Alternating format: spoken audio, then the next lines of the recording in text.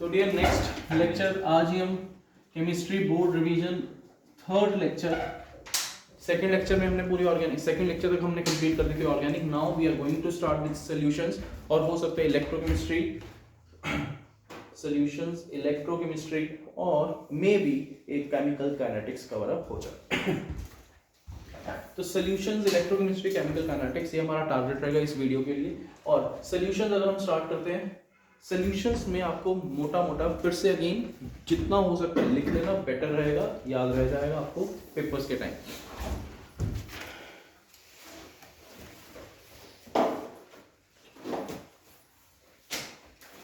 हमें पता है सॉल्यूशंस दो तरह के रहते हैं कि तीन तरह के रहते हैं, तीन तरह के मेनली। एक तो आपने 9th क्लास में किया होगा, true solution, colloidal solution, suspension. अब एक रहता है सॉलिड इन गैस, ध्यान से सुनो, solid in gas, liquid in gas, gas in gas. No doubt gas in gas को हम लोग एज सच होमोजेनियस मिक्सचर बोल देते हैं, ठीक है। अब फिर भी ये गैस सॉल्यूशन में काउंट होगा। गैस इन गैस की एग्जांपल क्या आएगी? एयर, ठीक है।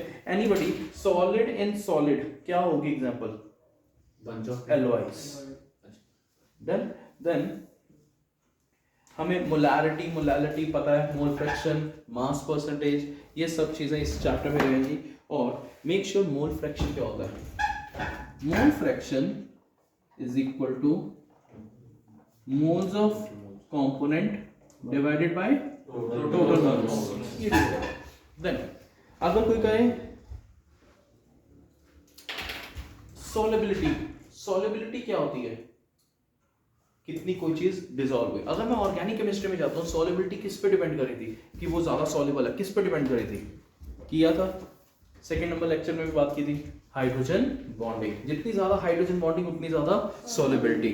देन सॉल्युबिलिटी क्या है? Maximum amount of substance that can be dissolved in specific amount of, किस में डिसॉल्व होगा? सॉल्वेंट। लिक्विड नहीं बोलेंगे, गैस में भी हो सकता है। Maximum amount in a specified amount of solvent at specified temperature is called solubility।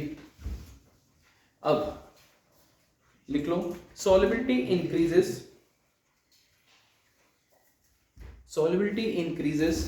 with increase in temperature।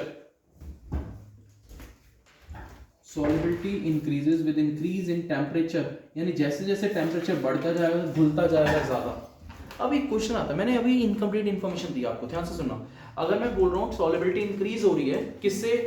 Temperature increase करने से। यानी कि अगर आप चीनी वाले सोल्यूशन को ज्यादा गैस पे रखोगे वो जल्दी डिसॉल्व हो जाता है, यानी कि आपके अकॉर्डिंगली क्या आ गया? टेम्परेचर ज्यादा करने से सॉल्युबिलिटी ज्यादा हो रही है। अगर आपने कोल्ड ड्रिंक्स को गैस पे रखा तो उसको, उस केस में कोल्ड ड्रिंक्स में जो गैस डिसॉल्व है लिक्विड में, वो ज्यादा डिसॉल्व हो जाएगी कि कम हो जाएगी?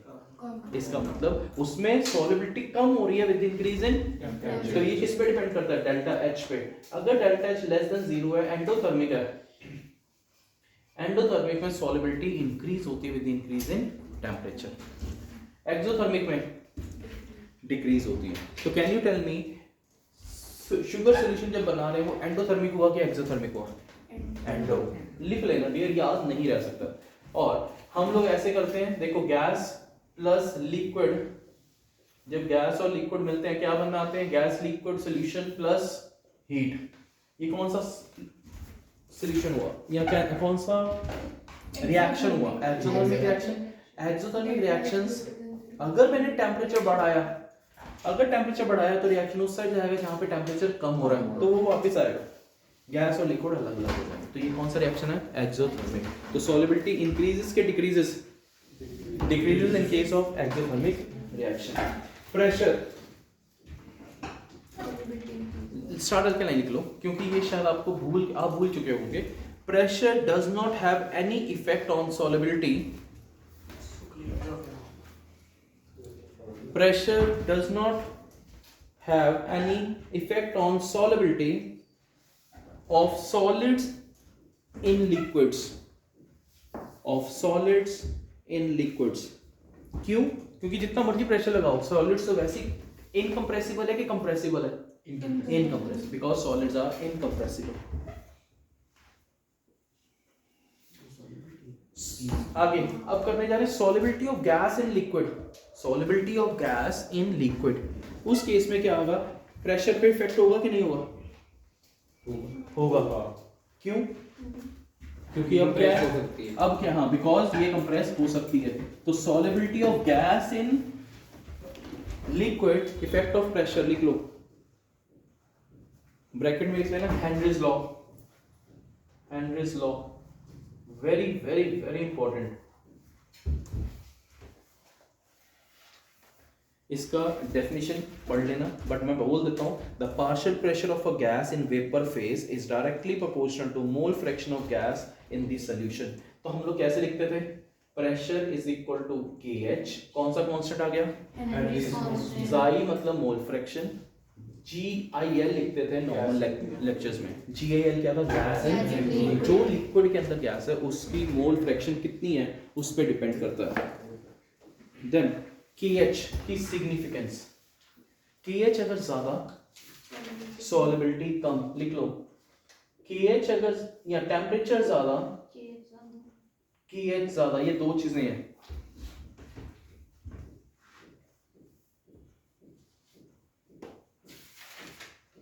अब टेम्परेचर इंक्रीज करने से इस केस में क्या होगा, सॉल्युबिलिटी ज्यादा होगी कि कम होगी? ज्यादा, कम होगी। अभी बताया, ये ध्यान से सुन लो, मैं इतना ही बोल रहा हूँ कि ध्यान से सुन लो।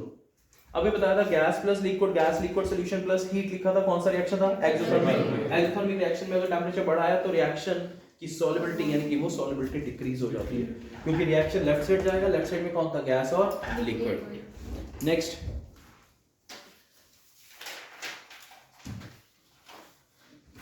Raoult's law,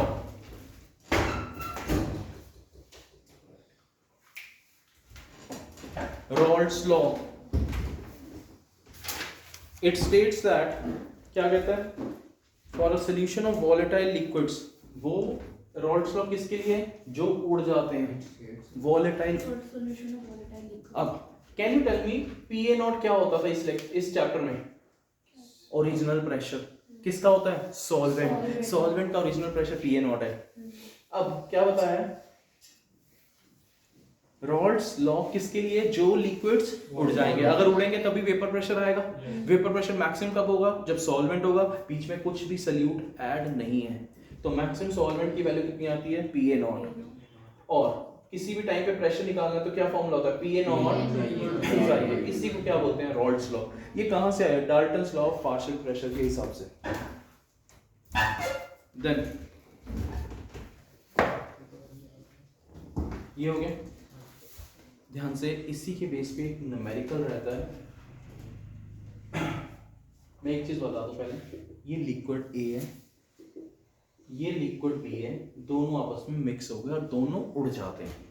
अगर दोनों उड़ेंगे, दोनों के वेपर्स आएंगे कि नहीं आएंगे, आएंगे। ऐसा कह सकता हूँ कि एक A है एक B है, दोनों के सेम वेपर्स आएंगे, नहीं। क्यों नहीं कह सकता, क्योंकि सॉल्यूशन नहीं है, सॉल्यूशन एक ही है, दोनों कंपोनेंट्स का बॉइलिंग पॉइंट अलग अलग है। जिसका बॉइलिंग पॉइंट कम होगा उसके वेपर प्रेशर क्या होगा, ज्यादा, उसके वेपर ज्यादा। यानी अगर ए का बॉइलिंग पॉइंट कम है तो वेपर्स उसके ज्यादा होंगे, वेपर जल्दी उड़ गए, ऊपर आ गए, किसके आए, ए। अब इन दिस केस लिक्विड में जो उसकी कॉम्पोजिशन थी और गैसियस में जो उसकी कॉम्पोजिशन है, दोनों सेम है कि डिफरेंट हो गई। दोबारा से, ए और बी इधर थे 3 मोल्स और इधर 5 मोल्स, इसकी परसेंटेज या इसकी फ्रैक्शन क्या आई, 3/8 होता है, 8 टोटल मोल्स 3/8। इधर हो सकता है ये ज्यादा उड़ गया, ये 2 मोल्स, ये 1 मोल उड़ा, तो इसकी कॉम्पोजिशन हम निकालते हैं, ए की 2/3। इज इट सेम, नहीं, तो सेम नहीं होगी। किस केस में सेम होगी, इसकी और इसकी कॉम्पोजिशन किस केस में सेम होगी, please soon low, azeotropes,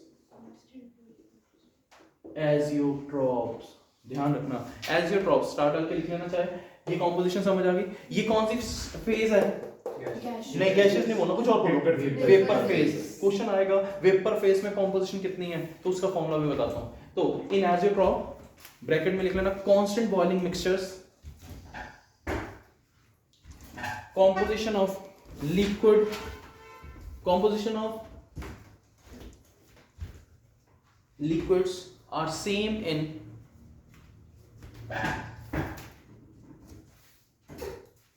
liquid and gaseous states, समझ आ गई। दो लिक्विड्स के बारे में बात कर रहा हूँ, ए और बी, और उसकी कॉम्पोजिशन लिक्विड स्टेट और वेपर फेज में सेम रहती है। कब? इन केस ऑफ एसिड्स। इनको कांस्टेंट बॉइलिंग मिक्सचर्स भी बोलते हैं। दो तरह के एज़ोट्रॉप्स होते हैं, एक मिनिमम बॉइलिंग एज़ोट्रॉप और एक मैक्सिमम बॉइलिंग एज़ोट्रॉप को अभी 2 मिनट बाद देखते हैं। पहले ये क्लियर हो गया, फॉर्मूला लिख लो। रॉल्स लॉ, अगर टोटल प्रेशर क्या फॉर्मूला आ जाएगा? PA not Xi plus PB not Xb plus, अगर PC नॉट अभी आ सकता है, PB नॉट क्या बताता है? B का प्योर प्रेशर, B का pure pressure is PB not, PA not, PB not, done. Next, अब जो मेरा क्वेश्चन क्या था, वेपर फेज में कितनी कॉम्पोजिशन है या वेपर फेज में कितना प्रेशर है? वेपर फेज में नहीं, कॉम्पोजिशन पूछी जाती है, सॉरी। वेपर फेज में कितनी कॉम्पोजिशन है उसको हम क्या बोलते हैं, उसका फॉर्मूला कैसे है देखते हैं, लिख लो। वेपर फेज कॉम्पोजिशन ऑफ ए, कितने कंपोनेंट्स हमारे? दो। किसकी निकालनी है? ए की, तो PA not Xi upon PT। ये बेस्ट है, बहुत इजी है, नहीं याद रखा बच्चों को, सिंपल। वेपर फेज में निकालने के लिए उसका प्रेशर अपॉन टोटल प्रेशर, बस।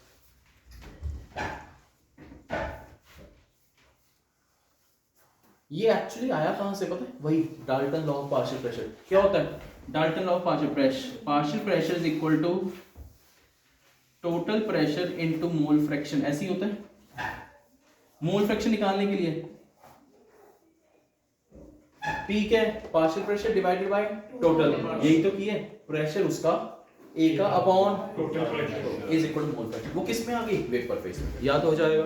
चलो, अब दो तरह के रॉल्स लॉ में भी दो चीजें आ रही हैं, एक होता है आइडियल सॉल्यूशन, एक होता है नॉन आइडियल। इसमें आपको डेफिनेशंस, इसमें आपको एग्जांपल्स आपको पता होनी चाहिए। आइडियल सॉल्यूशंस वो हैं जो ओबे करते हैं, तुम भी ओबे कर लो, ठीक, ओबे करते हैं रॉल्स लॉ को, वो हो गया आइडियल सॉल्यूशन। जो ओबे नहीं करते, नॉन आइडियल सॉल्यूशंस।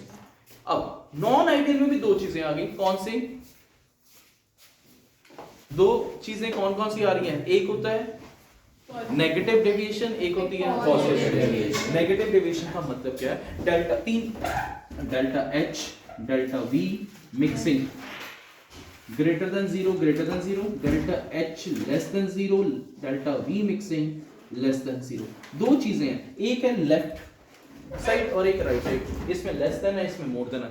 इसमें नेगेटिव डेविएशन, इसमें पॉजिटिव डेविएशन। नेगेटिव डेविएशन का मतलब क्या हुआ? अगर मेरे पास 10 ml है, दूसरा है 12 ml, तो 21.96 ml आया इंस्टेड ऑफ 22 ml। यानी कि वॉल्यूम कम हो गया कि ज्यादा हो गया? कम हो गया। क्यों कम हो गया? क्योंकि इंटरेक्शन ज्यादा हुई, पास पास आ गए, फोर्सेस स्ट्रांग हुई कि वीक हुई? Strong forces. यानी कि अगर स्ट्रांग फोर्सेस है तो डेल्टा एच रिलीज हो गया, एनर्जी रिलीज हो गई। इसमें positive, delta V mixing greater than 0। अब ये भी क्लियर। अब इनके ग्राफ्स आते हैं, आपको ग्राफ्स देख लेना। ऊपर का ये कौन बताएगा? क्या पॉजिटिव, नीचे आ गया तो ऐसे बना दिया तो आइडियल सॉल्यूशन। ग्राफ जरूर देख लेना, ओके। देन अब एज़ोट्रॉप्स क्या बताया था? कांस्टेंट बॉइलिंग मिक्सचर्स, ठीक है, ऐसे था। अब इन दिस केस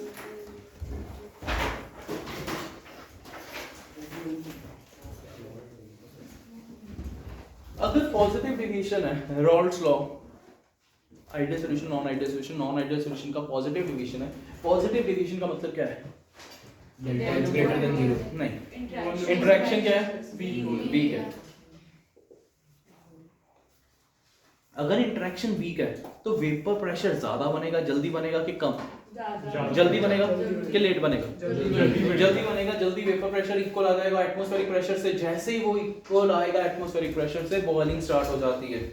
तो बॉइलिंग का मतलब क्या है? A point, a temperature when atmospheric pressure becomes, when vapour pressure becomes equal to the atmospheric pressure. इसी के बेस पे आ रहा हूं, इसी के बेस पे क्वेश्चन भी आता है, why in hilly areas cooking becomes difficult, या क्वेश्चन आएगा why takes longer time to cook at hilly areas. क्यों? क्योंकि वहां पे बॉइलिंग पॉइंट कम हो जाता है।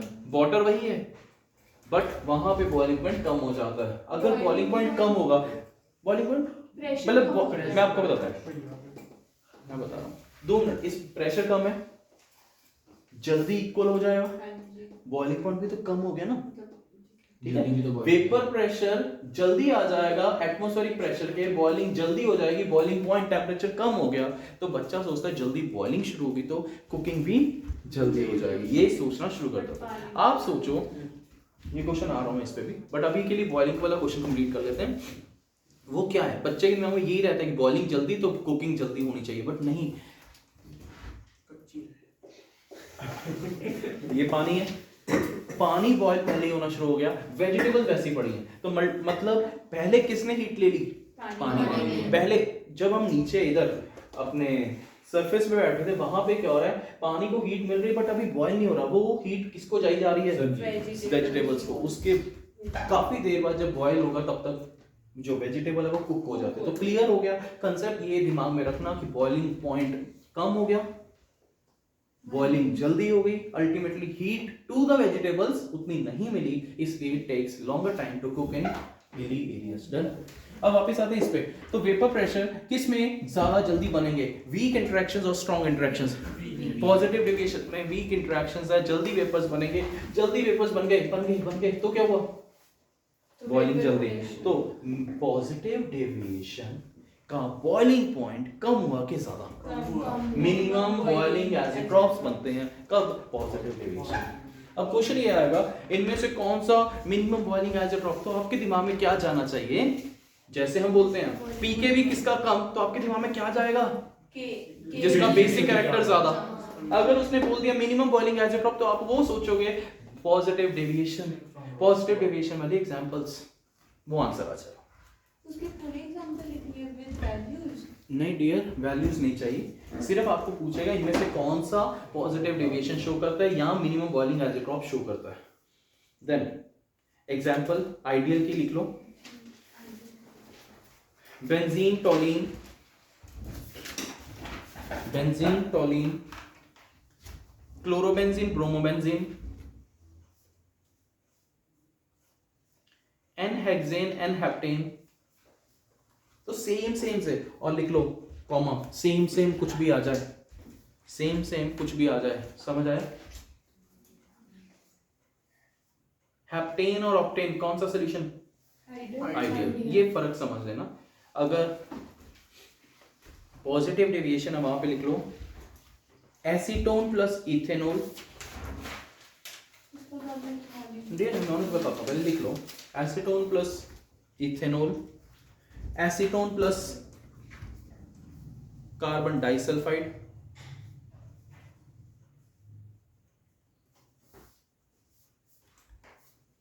Water plus methanol,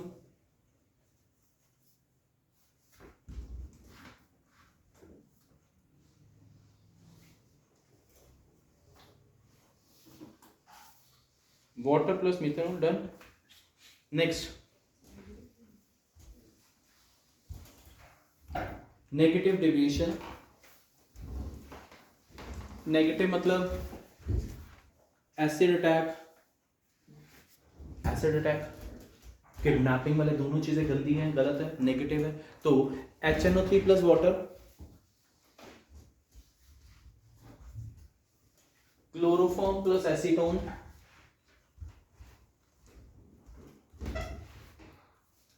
acetone plus aniline, acetone plus aniline, लिख लो डियर। ठीक है, तो इसको हमने याद ऐसा किया था, प्लीज नोट्स को भी फॉलो कर लेना। दारू बढ़िया चीज है और एसिड अटैक, क्लोरोफॉर्म, किडनैपिंग वाले दोनों गलत चीज है, नेगेटिव डेविएशन में वो चीजें आ रही हैं। देन कॉलिगेटिव प्रॉपर्टीज कितनी तरह की थी, चार कॉलिगेटिव प्रॉपर्टीज मॉडिफाई हो जाती हैं जब हमारे पास एक नया फैक्टर आया था, कौन सा, van't Hoff factor. Book NCERT के न्यूमेरिकल्स को फॉलो मत करना, इन टेक्स्ट की एग्जांपल्स को जिस वे में उन्होंने सॉल्व किया हो वो बड़े खराब वे से चलते हैं। वो क्या करते हैं, मोलर मास निकालते हैं, फिर डिवाइड करते हैं, फिर आपका आयोटा होता है, वो एबनॉर्मली हमारे लिए वो एबनॉर्मल है, हम अपने देसी तरीके से चलेंगे, बड़ा इजी मेथड होगा, बट उससे पहले हम देखते हैं कि क्या क्या है। बिफोर दैट कॉलिगेटिव प्रॉपर्टीज 4 तरह की थी। First colligative property relative lowering in vapour pressure. What do you mean by lowering in vapour pressure? कम हो जाना। वेपर प्रेशर कम हो रहा है, it is not a colligative property. मैंने क्या बोला? मैंने ये नहीं बोला, मैंने क्या बोला? Lowering in vapour pressure is not a colligative property, यानी कि PA0 minus PA is not equal to moles of solute. moles of solute किस पे डिपेंड करता है? relative lowering in vapor pressure, मतलब वो डिपेंड नहीं, इक्वल टू आता है। तो कॉलिगेटिव प्रॉपर्टीज क्या होती हैं? वो प्रॉपर्टीज जो किस पे डिपेंड करती है?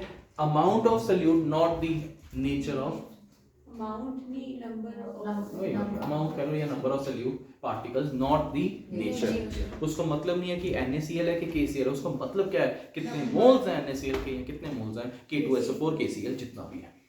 क्लियर? अब आयोटा के क्वेश्चंस क्या आएंगे वो देखेंगे। Relative lowering in vapour pressure क्या फॉर्मूला क्या होगा? First formula PA0 minus PA upon PA0 is equal to Xi B। Xi B जब भी आएगा, B वो किसके लिए? सॉल्यूट के लिए रहता है। NB by Na plus NB। Most of the time NB neglect हो ही जाता है। अब अगर बहुत ही छोड़ा है, डाइल्यूट है, तो उस केस में हम निगलेक्ट कर देते हैं NB, तो NB बाय Na आ जाता है।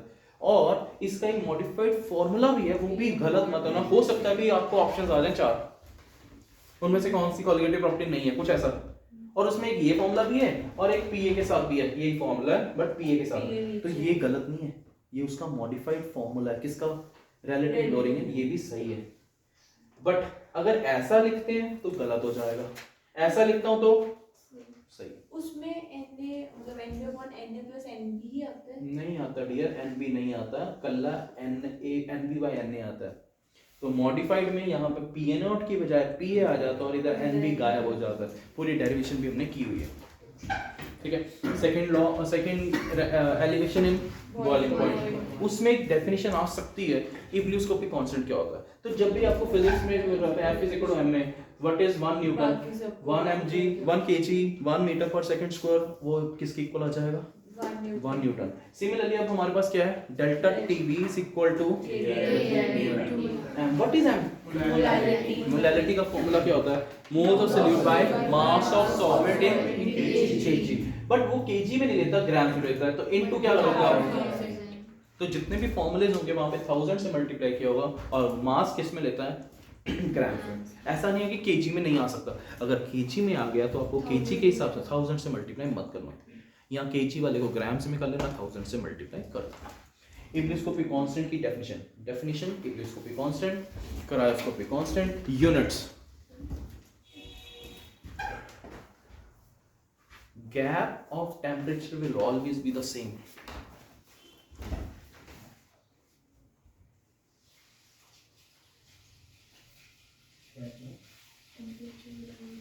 गैप डेल्टा टीवी, चाहे वो केल्विन में निकालो चाहे वो सेल्सियस में निकालो, गैप क्या रहेगा?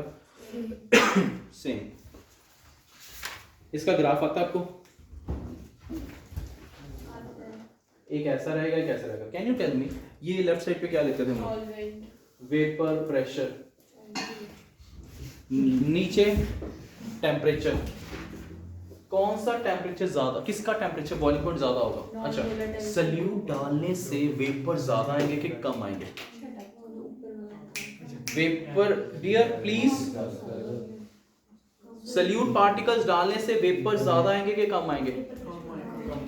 सल्यूट डालने से, क्योंकि सरफेस पे पार्टिकल्स आ गए, वो उड़ने नहीं देंगे, इट मीन वेपर प्रेशर क्या हो जाएगा? कम हो जाएगा। वेपर प्रेशर अगर कम हो गया तो definitely equal to atmospheric pressure आने में टाइम ज्यादा लगेगा, यानी कि सॉल्यूशन और एक सॉल्वेंट को टाइम कम लगेगा, सॉल्यूशन को टाइम ज्यादा लगेगा, टेम्परेचर ज्यादा लगेगा। वो कब? वेपर प्रेशर किसके इक्वल आने के लिए? 180 ये जल्दी आ गया, इसमें टाइम लगा। ये TB नॉट है कि TB है? TB, और ये क्या है? TB naught. ओ ओरिजिनली माइनस करके आपका डेल्टा TB आ जाता है। ये क्वेश्चन आएंगे, बट इन्हीं अगला क्या है? ये इब्लियोस्कोपिक कांस्टेंट वाला हो गया। इसका दूसरा नाम क्या है? Molar elevation constant. दूसरा क्या होता है? Delta TF is equal to what is KF? Cryoscopic constant, molar depression constant. ये भी सेम, वैसे ही सेम है। डेफिनेशन इसकी भी जरूरत है। इसका ग्राफ कुछ ऐसा रहता है, यहाँ पे पहले अगेन वेपर प्रेशर, यहाँ पे क्या आ गया टेम्परेचर। अब जब हमने कुछ डाल दिया तो उसका फ्रीजिंग पॉइंट कम हो गया, पहले कहाँ पे था यहाँ पे, अब कहाँ पे ये, तो कौन सा ज्यादा हुआ, TF नॉट के TF ओरिजिनली TF नॉट, उधर कौन ज्यादा था, तो डेल्टा टीवी निकालने के लिए टीवी माइनस टीवी नॉट करोगे और डेल्टा TF निकालने के लिए TF not minus TF। Water का boiling point 0 degree, sorry 0 freezing point क्या लेना है, 0 डिग्री सेल्सियस। प्योर वाटर का चेंज हो सकता है। अगर इसी के रिलेटेड क्वेश्चन आए, कोई बच्चा बताएगा क्या क्वेश्चंस हो सकते हैं, डेल्टा TF इसके रिलेटेड, न्यूमेरिकल छोड़ दो, थ्योरी बेस्ड कौन सा क्वेश्चन रहता है, स्नोफॉल में केस में, यहाँ पे भी रोड्स पे स्नो पड़ी है तो हम क्या स्प्रे करते हैं, एंटीफ्रीज सॉल्यूशन की बजाय कुछ और भी होता है, सॉल्ट, कैल्शियम क्लोराइड क्यों डालते हैं, सोडियम क्लोराइड क्यों डालते हैं, ये सारी चीजें समझ लेना, सॉल्ट के बारे में बात करा तो आंसर अपना वही आ जाएगा। Then last colligative property osmotic pressure, उसमें आपको ये पता होना चाहिए ऑस्मोटिक प्रेशर। पहले तो ऑस्मोटिक प्रेशर क्या होता है, अरे ग्राफ रह गया अपना, कंप्लीट नहीं हुआ ना मेरे ख्याल से, दूसरे वाला नहीं बनाया था मैंने सोल्यूशन, क्या बना दिया था, बना दिया था, ओके। तो सोल्यूशन ऑस्मोटिक प्रेशर करने से पहले आपको ये पता होना चाहिए 3 तरह के सोल्यूशन होते हैं, जो 9th में भी करवाया था आपको, हाइपोटोनिक, हाइपर, आइसो। ध्यान से, हाइपोटोनिक, हाइपर एंड आइसो, ये एक सोल्यूशन है, यानी कि सॉल्वेंट भी है सोल्यूट भी है। ये एक सॉल्वेंट है, कल्ला किसका वेपर प्रेशर ज्यादा हुआ, वही सेम सॉल्वेंट है, सॉल्वेंट वही है, हाँ जी, इसका वेपर प्रेशर ज्यादा, जहां पे प्रेशर ज्यादा वहां से, मतलब high pressure to low pressure चलती है हर चीज। अगर मैं इसको ज्वाइन कर दूं, पानी कहां से कहां जाएगा, इधर से इधर, या जो भी लिक्विड है कहां से कहां जाएगा, higher pressure to lower pressure, या तो ये डेफिनेशन बनती है। ऑस्मोटिक प्रेशर नहीं, सिंपली बता रहा हूं मूवमेंट की, higher pressure to low pressure. Confusion होती है क्या, वो बताता हूं। यहाँ पे इसमें कंसंट्रेटेड है कि ये कंसंट्रेटेड है, लेफ्ट वाला कि राइट वाला, लेफ्ट वाला कंसंट्रेटेड है, कंसंट्रेटेड का मतलब उसमें कुछ डाला हुआ है। तुम इसको ना सॉल्यूट पार्टिकल्स को नमक समझ लो, तो ये ज्यादा नमकीन होगा, ये तो फोका होगा, ठीक है। In this case can I say lower concentration to higher concentration, can I say higher vapour pressure to lower vapour pressure, तो कंफ्यूज मत होना, दो डिफरेंट डेफिनेशंस आ गई। अब मूवमेंट किसकी हो रही है, solvent particles, the movement of solvent particles from higher vapour pressure to lower vapour pressure, और एक्चुअली ये नहीं पूछा जाता, बोला जाता lower concentration to higher concentration, उसको हम बोलते हैं ऑस्मोसिस। अब मैं नहीं चाहता ये पार्टिकल्स इधर आए, आई डोंट वांट कि राइट साइड वाले पार्टिकल लेफ्ट साइड आए, मैंने इधर प्रेशर लगाना शुरू कर दिया, एक्सटर्नल प्रेशर लगाया, जिस पॉइंट पे जिस प्रेशर से मूवमेंट रुक जाए उस प्रेशर को मैं बोलूंगा ऑस्मोटिक प्रेशर। यूनिट सेम है, ATM बार। अब मैंने प्रेशर ज्यादा कर दिया, एक ये भी क्वेश्चन आता है, I have applied the pressure more than osmotic pressure, अब प्रेशर इधर ज्यादा हो गया, लेफ्ट साइड के right side, left particles left side से राइट साइड जाना शुरू, तो मैं चाहता हूं नमकीन वाले पानी से कल्ला पानी निकालना, I am giving higher osmotic pressure greater than higher osmotic pressure greater than osmotic pressure, particle इधर से इधर जाना शुरू कर देंगे, रिवर्स ऑस्मोसिस हो गई, RO, desalination of ocean water या सॉल्टी वाटर, उसमें से पानी में नमकीन वाले पानी में से कल्ला पानी आ जाएगा, नमक रह जाएगा, नमक भी अलग निकाल देंगे, पानी भी अलग हो जाएगा।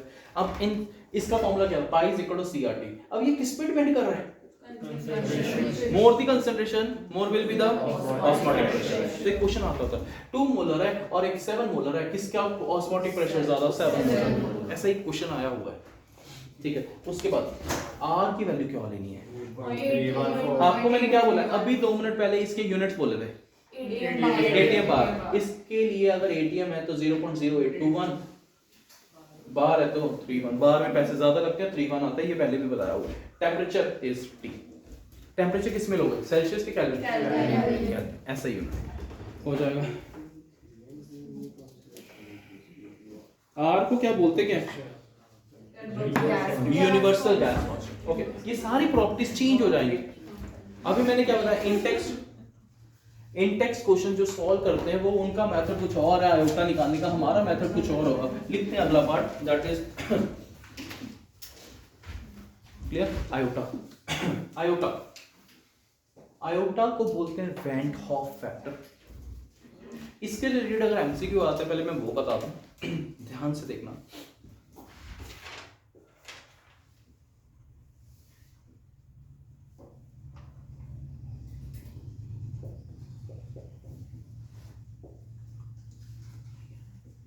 दो ऑप्शंस दिए, इनमें से किसका डिप्रेशन इन फ्रीजिंग पॉइंट ज्यादा होगा? जिसके पार्टिकल ज्यादा, जिसके Na2CO SO4 चलो ये वन मोलर है। अब अभी भी Na2SO क्यों? क्योंकि उसमें एक पार्टिकल सेकंड, क्या? कंसंट्रेशन पे डिपेंड। अच्छा ये बोला, तभी मैंने कंसंट्रेशन चेंज किया कि जिसका ये डाउट है वो भी क्लियर हो जाए। हाँ जी, आयोटा 3 है ना, आयोटा इसका 3 है, इसका 2 है। तो आपने क्या करना, जो भी आयोटा की वैल्यू होगी और जो कंसंट्रेशन आपस में मल्टीप्लाई कर देना। कितना है? ऊपर 3 3, नीचे कितना हो गया? 4। कौन सा आया आंसर? क्लियर। तो पहली चीज, ये क्वेश्चन तब एप्लीकेबल होंगे जब वो किसके बारे में पूछ रहा है, कॉलिगेटिव प्रॉपर्टी। इनमें से कौन सी किसकी कॉलिगेटिव प्रॉपर्टी ज्यादा होगी, कहने का मतलब सेकंड वाले ऑप्शन। अगर कोई कहे फ्रीजिंग पॉइंट किसका इनमें से ज्यादा, डियर ये क्वेश्चन आता होता है फ्रीजिंग पॉइंट। आपको पूरी कंसंट्रेशन से समझना है या पढ़ना है पेपर, जब अगर आपके पास आएगा वहां पे डिप्रेशन इन फ्रीजिंग पॉइंट लिखा है कि फ्रीजिंग पॉइंट लिखा है। अब मैंने क्या बोला है? Freezing point. किसका डिप्रेशन ज्यादा था? यानी कि दोनों ने 0 डिग्री सेल्सियस से नीचे किया, इसने -8 डिग्री तक किया, इसने -5 डिग्री तक किया। किसने डिप्रेस ज्यादा किया? 8 वाले में। बट किसका फ्रीजिंग पॉइंट ज्यादा हुआ? इस वाले का। फ्रीजिंग पॉइंट नहीं पूछ, पिछले केस में पूछा था डिप्रेशन इन फ्रीजिंग, अब क्या पूछ रहा है? Freezing point. तो ये कंफ्यूजन आ जाती है। बॉइलिंग पॉइंट किसका ज्यादा होगा? एलिवेशन इन बॉइलिंग पॉइंट या बॉइलिंग पॉइंट दोनों?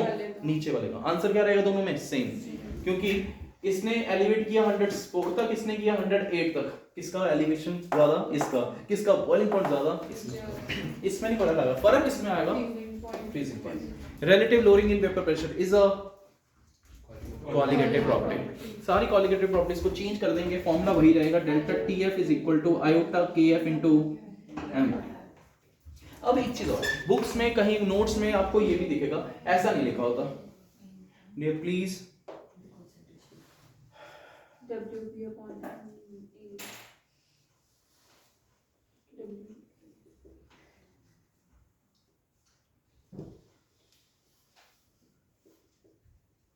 ऐसा लिखा होगा, कुछ नहीं, वही चीज है। W क्या होता है? मास, लास्ट वन है, मैं बाहर भेजना, मास बाय मोलर मास क्या होता है? Moles into mass of solvent into KG को कन्वर्ट कर दे, यानी कि WA हमेशा किसमें होना चाहिए?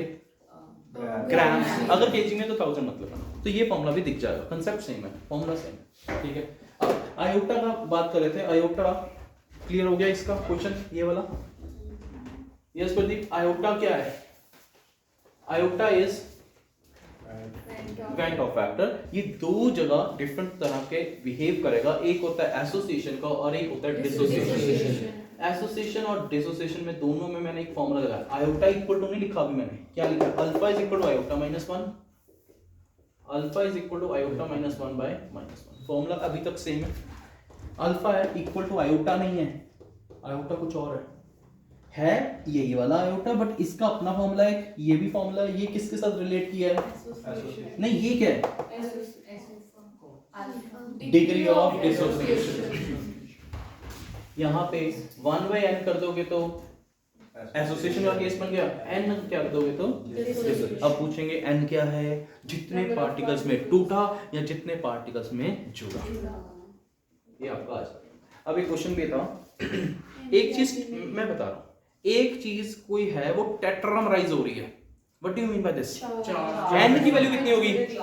हाँ, में जुड़ रही है। जुड़े टूटे तेरे को कोई नहीं, वैसे टेट्रामराइज मतलब जुड़ ही रही है, डाइमराइज मतलब दो में n की वैल्यू कितनी होगी 2, ये ना करना 1/2, n की वैल्यू बता रहा हूं मैं आपको, चाहे वो टूटे चाहे वो जुड़े। अ पार्टिकल या compound dissociates into 3 particles, n कितना हो गया n3, ये कौन सा फॉर्मूला लगेगा राइट साइड वाला, क्यों डिसोशिएट टेट्रामराइज वाले फॉर्मूले में अल्फा जुड़ रहा है तो ये वाला फॉर्मूला है। अब जनरल वे में आयोटा क्या होता है, इंडिया में नमो और ओम ज्यादा, normal molar mass observed molar mass, और कॉलिगेटिव प्रॉपर्टीज से उल्टी रहती है। मोलर मास देखो pi is equal to CRT से मैं समझाता हूं जल्दी समझ आ जाता है। Pi is equal to CRT, C की जगह एम भी लिखा हो सकता है। What do you mean by M, molarity. Pi is equal to molarity, molarity क्या है कंसंट्रेशन, कंसंट्रेशन क्या है मोल्स बाय वॉल्यूम, मोल्स क्या है given mass by molar mass. तो मोलर मास और पाई आपस में इनवर्सली प्रोपोर्शनल है, तो कॉलिगेटिव प्रॉपर्टी और मोलर मास आपस में इनवर्सली प्रोपोर्शनल। तो इसी के बेस पे एक क्वेश्चन भी आता है, पता चल गया कौन सा मॉलिक्यूलर मास। जब भी हमने फाइंड करना है पॉलीमर्स का, बहुत बड़े बड़े मॉलिक्यूल्स का, हम लोग पाई को यूज करते हैं, ऑस्मोटिक प्रेशर को यूज करते हैं, ना कि किसी और को। रीजन 2 मिनट बाद देखते हैं। अभी हमारा क्वेश्चन क्या है, मोलर मास के पाई इनवर्सली है, तो इधर क्या लिख दूंगा नॉर्मल के observed colligative property upon normal colligative. India में नमो और ओम ज्यादा है, नरेंद्र मोदी बताया था, और ओम समझ आ गया। इसी फॉर्मूले के हिसाब से आपकी ये 4-5 चीजें कवर अप हो जाएंगी। अब मैं बता रहा था इन टेक्स्ट, ये क्वेश्चन बाद में देखेंगे। इन टेक्स्ट कौन सा क्वेश्चन था, आयोटा निकालने वाले, वो लोग क्या कर रहे हैं पहले मास निकालते हैं, हमने ऐसा नहीं करना। हमें फॉर्मूला क्या बताया गया delta TB is equal to iota KB into M. सारा कुछ कैलकुलेट कर लो, जो मोलर मास से जैसे है डेल्टा टीबी जो है सब कुछ निकाल के आयोटा निकाल लो। अगर आयोटा 1 आया तो क्या मतलब हुआ, ना टूटा ना जुड़ा। आयोटा 0.5 आया एसोसिएशन हुई और टूट गया, जुड़ गया 2 पार्टिकल्स में। आयोटा 2 आ गया, टूट गया 2 पार्ट्स में। तो iota is greater than 1, it is not 2 और 0.5, कुछ भी हो सकता है, 1 से कम, 1 से कम एसोसिएशन, 1 से ज्यादा डिसोसिएशन। अब NaCl का कितना आयोटा आएगा, गलत 1 भी गलत है डियर। ये मैक्सिमम वैल्यू कितनी आएगी 2, बट ऐसा नहीं है कि वो 100% टूटेगा, हो सकता है वो 80% टूटा, हो सकता है 90%। उसी अल्फा की वैल्यू से हम निकालते हैं। अगर 90% है तो what is the value of alpha, 90/, फर्क समझ आया। तो alpha maximum, sorry iota maximum कितना होगा एक्चुअली 2, बट आयोटा 2 मुझे नहीं पता है कि नहीं। मैक्सिमम क्या हो सकता है 1 से तो ज्यादा ही होगा, क्योंकि मैंने क्या बोला 1 है मतलब टूटा नहीं है। 1 से ज्यादा होगा, 2 से कम होगा, एग्जैक्ट किस पे डिपेंड करेगा कितना टूटा। अगर अल्फा 100% है तो 2 है, अल्फा मतलब 1 है, 100% मतलब 1 है, तो आयोटा कितना आएगा 2। ठीक है, आयोटा कितना है 2, कब अल्फा कितना है 1, 100% नहीं लेना होगा 1, इधर कितने हैं 1, इधर कितना 2, 2 minus 1, 1 into 1, 1 minus 1 plus 1, 2 हो गया। ऐसे करके आपका आंसर है। क्लियर। अब हम सॉल्यूशंस कर रहे थे, ऑस्मोटिक प्रेशर ये सारे हो गए। अब ऑस्मोटिक प्रेशर मैंने कहा था 3 तरह के सॉल्यूशंस हैं, hyper, iso and hypo. Hyper में दुनिया उसकी छोटी हो जाती है, यानी कि सेल छोटा हो जाएगा। तो इसको किस में रखा हाइपरटोनिक सॉल्यूशन में रखा तो सेल का साइज छोटा हो जाएगा। हाइपो, हिप्पोपोटामस मोटा हो जाएगा, इसमें वैज इट इज रहेगा। बट इसमें ये मत कहना कि कुछ नहीं होगा। आइसो का मतलब जितना वो अंदर तो सेल के अंदर जा रहा है उतना सेल से बाहर भी आ रहा है, तो इक्विलिब्रियम में रहता है। यहाँ पे पार्टिकल अंदर से बाहर। अब व्हाट इज द केस, यहाँ पे मैंने सेल रखा, ये कौन सा सॉल्यूशन बना दिया हमने हाइपर, नहीं हाइपर, पहला केस बता रहा हूँ hyper. Aditya hyper solution, hypertonic solution का मतलब कंसंट्रेशन ज्यादा है कि कम है। हाइपर मतलब क्या होता है ज्यादा। मैंने ये नहीं कहा सेल श्रिंक होगा कि बड़ा होगा, सेल क्या हो रहा है श्रिंक, उसकी दुनिया छोटी है। बट क्या लॉजिक है, अब देखते हैं ये कौन सा अश्विता कंसंट्रेटेड है कि नहीं है, हाईली कंसंट्रेटेड है।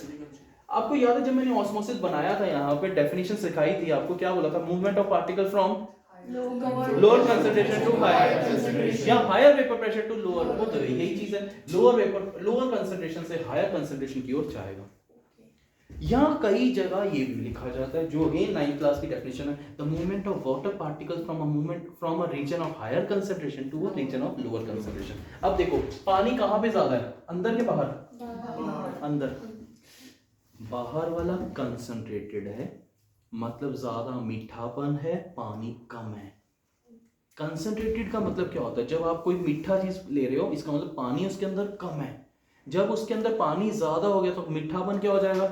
कंसंट्रेटेड कम, मतलब पानी ज्यादा। दो चीजें ये भी होती हैं। अब कैन यू टेल मी, बाहर कंसंट्रेशन क्या है? ज्यादा। पानी क्या है?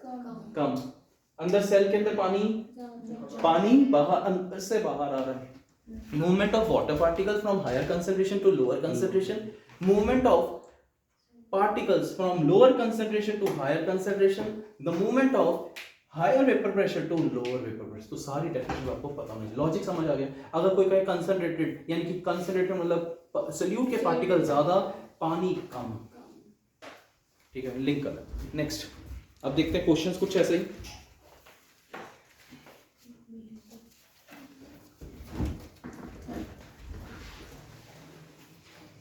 अच्छा, अब हेनरीज लॉ के बेस पे aquatic animals are more comfortable in cold water और वार्म वाटर?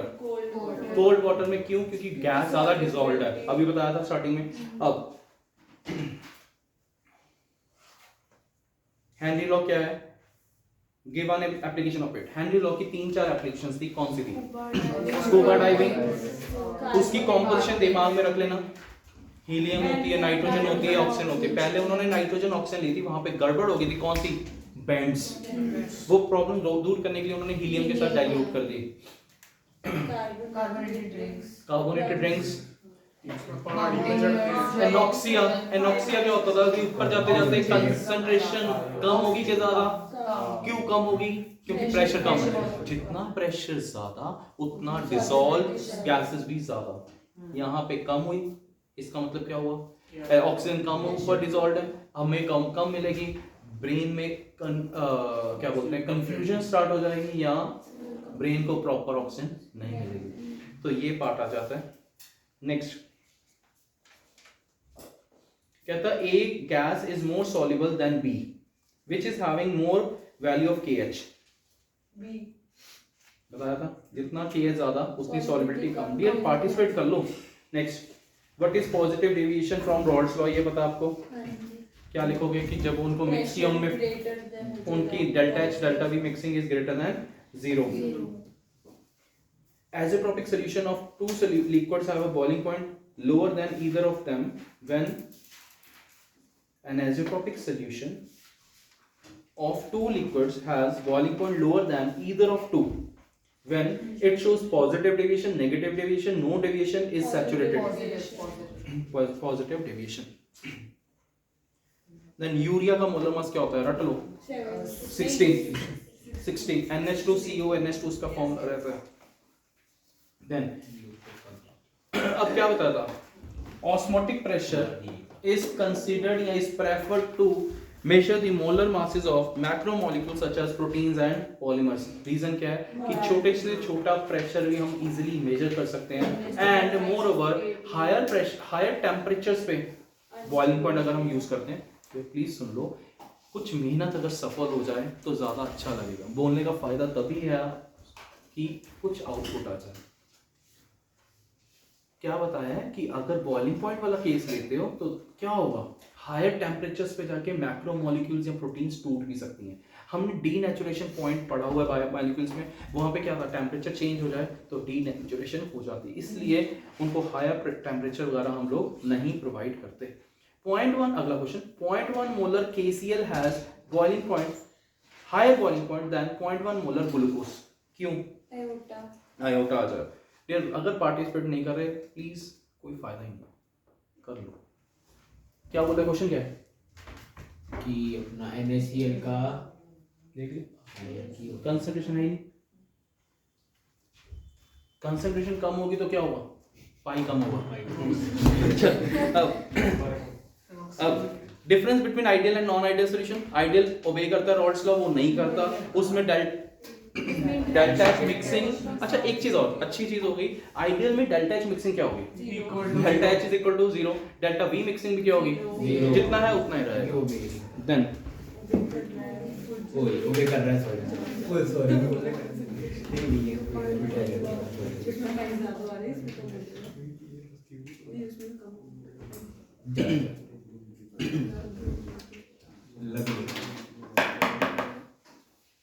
ओके वाटर का केएफ लिखो, दिया होगा 99.9% दिया होगा, बट स्टिल 0.86 केएफ वाटर का 1.86, वाटर का केबी 0.52। काश के पत्ते ये सब नहीं है।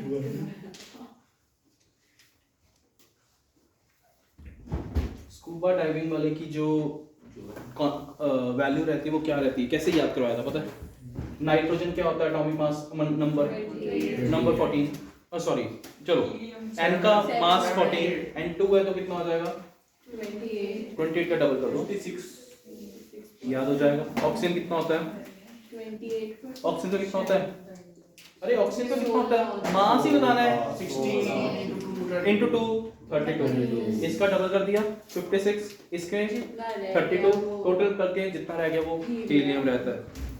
देन सर एक वो भी क्वेश्चन आता है why it is Special. Diluted with helium. हाँ वो यही है कि बेंड्स ना हो, इसलिए हमने किससे डाइल्यूट कर दिया, क्योंकि नाइट्रोजन की क्या कह रहा है, why it is diluted with helium, because nitrogen की सॉल्युबिलिटी ज्यादा होती है अपने ब्लड में। और वो हीलियम का साइज भी छोटा होता है, वो कैपिलरी Block. ब्लॉक हो जाता है। हाँ। देन एक एडिमा होता है, एडिमा रिटेंशन हो जाती है, टिश्यू स्वेलिंग, ठीक है। अब एक क्वेश्चन होता है 0.9% NaCl is equal to isotonic with RBC, ये लिख लो 0.9% of NaCl is isotonic with RBC। अगर इससे मैंने 2% कर दिया NaCl तो can you tell me concentration ज्यादा हो गई कि कम हो गई, कंसंट्रेशन ज्यादा होने का मतलब क्या राशि, डेढ़ ये नहीं बोलना, कंसंट्रेशन ज्यादा मतलब हाइपरटोनिक, हाइपरटोनिक मतलब उसकी दुनिया छोटी, तो सेल विल श्रिंक। अगर मैंने 0.2% रख दिया तो cell will swell, hypertonic solution और सेल विल स्वेल और इट मे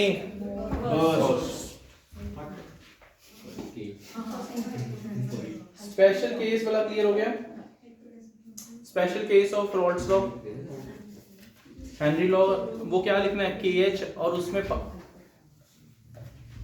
रॉल्स लॉ का फॉर्मूला क्या था, PA is equal to Henry law, pressure is equal to KH into xi gas in liquid, तो this is equal to this, special case के बाद।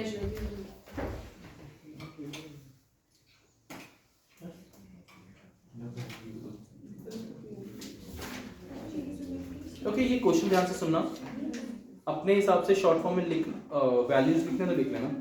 Calculate dear please calculate the boiling point elevation, यानी क्या निकालने को बोल दिया, TB, जल्दी। For a solution prepared by adding 10 grams of calcium chloride to 200 gram of water, तो 10 ग्राम क्या है, WB के MB के क्या है, WB, 200 gram water WA, grams में चाहिए कि किलोग्राम्स में चाहिए, ग्राम्स में, हमारे फॉर्मूले के अकॉर्डिंगली ग्राम्स में चाहिए, अगर किलोग्राम है तो हमें चेंज करना पड़ेगा। के भी दिया हुआ है, मोलर मास कितना होगा कैल्शियम क्लोराइड का वो भी दिया हुआ है 111, तो इस केस में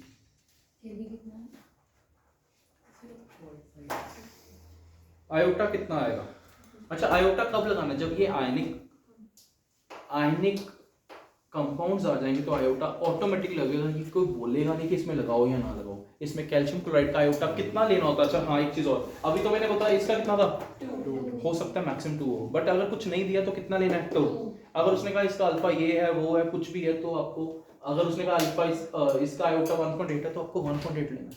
कैल्शियम क्लोराइड का कितना होगा 3, एक कैल्शियम का 2 क्लोरीन के हो जाएगा। अगर CH3COOH है तो उसमें N क्या लेंगे,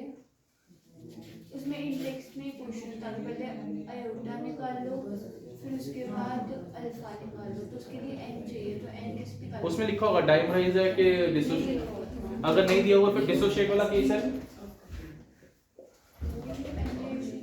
कैसे टूटेगा ये नेगेटिव और ये N2 ही आएगा। CH3COOH हाँ तो भी सेम ही रहेगा CS 2 होएगा, 2 ही आएगा। CH3CO नेगेटिव और H1 यस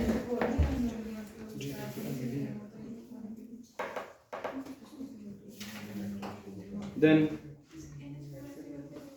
एक ना क्वेश्चन और था,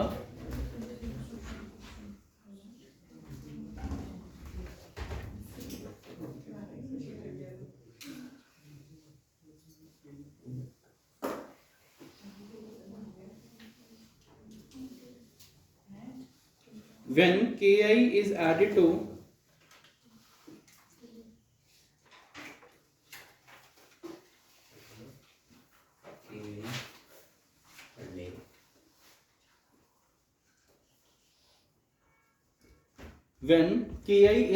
to HgI2, एक मिनट यार प्लीज मत बोलो, when Ki is added to HgI2, freezing point depression in freezing point decreases.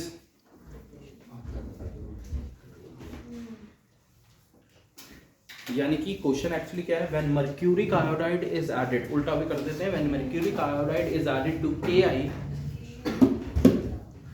what happens to its freezing point and why? It increases. Depression in freezing point.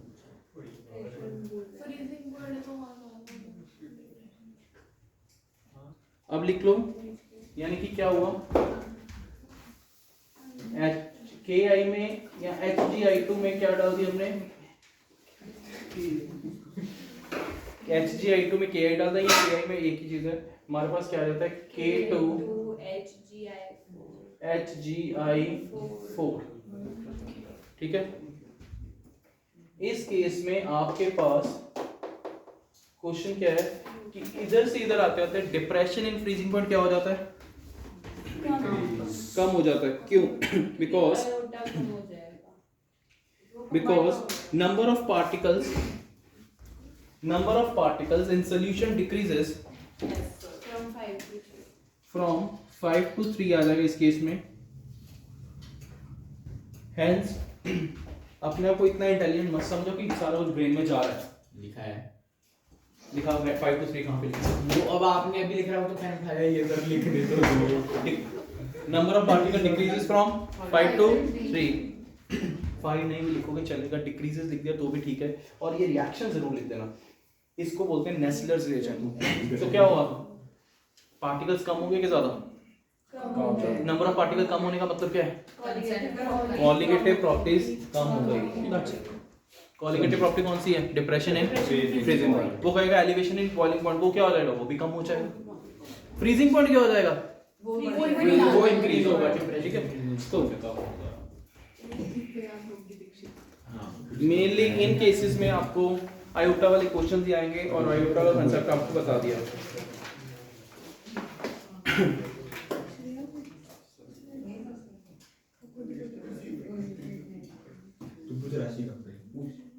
Formula क्या था, Henry's law वाला, pH is equal to KH into xi। अब मैंने वो part नहीं करा, मतलब आपको एनसीईआरटी वगैरह फॉलो करना है। एक question, glucose boils at 101.04 degree Celsius at 1 atm, what will be the relative lowering in vapour pressure. यानी कि वो क्या पूछ रहा है, कितना प्रेशर कम होगा, relative lowering in vapour pressure पूरा ही पूछ रहा है। Of aqueous solution of urea which is equimolar to given glucose solution. एक सेकंड, एक एनसीईआरटी का क्वेश्चन है आपका, इक्विमोलर कंसंट्रेशन।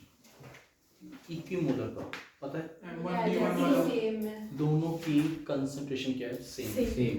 अगर इक्विमोलर है तो pi is equal to CRT होता है। C1 और C2 इक्वल है तो पाई 1 और पाई 2, क्योंकि R और T तो सेम ही है। अगर सेम टेम्परेचर है, R भी सेम, तो पाई 1 इक्वल टू क्या हो जाएगा, पाई 2। अब वो क्वेश्चन कुछ ऐसा था, शायद एनसीईआरटी का ही है, वो कह रहा है कि ग्लूकोज दिया हुआ है और उधर से सुक्रोज दिया हुआ है। ग्लूकोज और एक साइड पे सुक्रोज, तो उसका अपना सॉल्व करना, उसका अपना सॉल्व करते जाना, बाद में दोनों को क्या कर देना इक्वल। वो कुछ ऐसा क्वेश्चन था, याद है? अभी मैंने क्वेश्चन क्या बोला है वो कोशिश करना, ट्राई करना सॉल्व करने की। Glucose boils at 101.04 degree Celsius. Glucose boils eight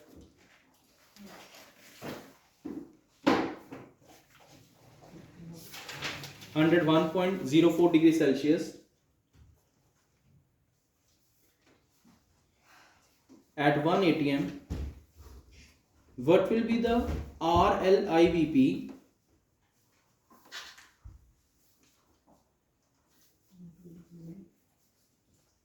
what will be the RLIVP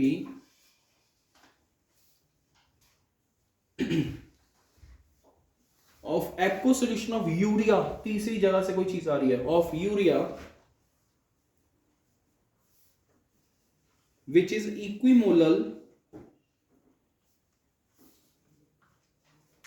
which is molar which is equimolar to given glucose solution.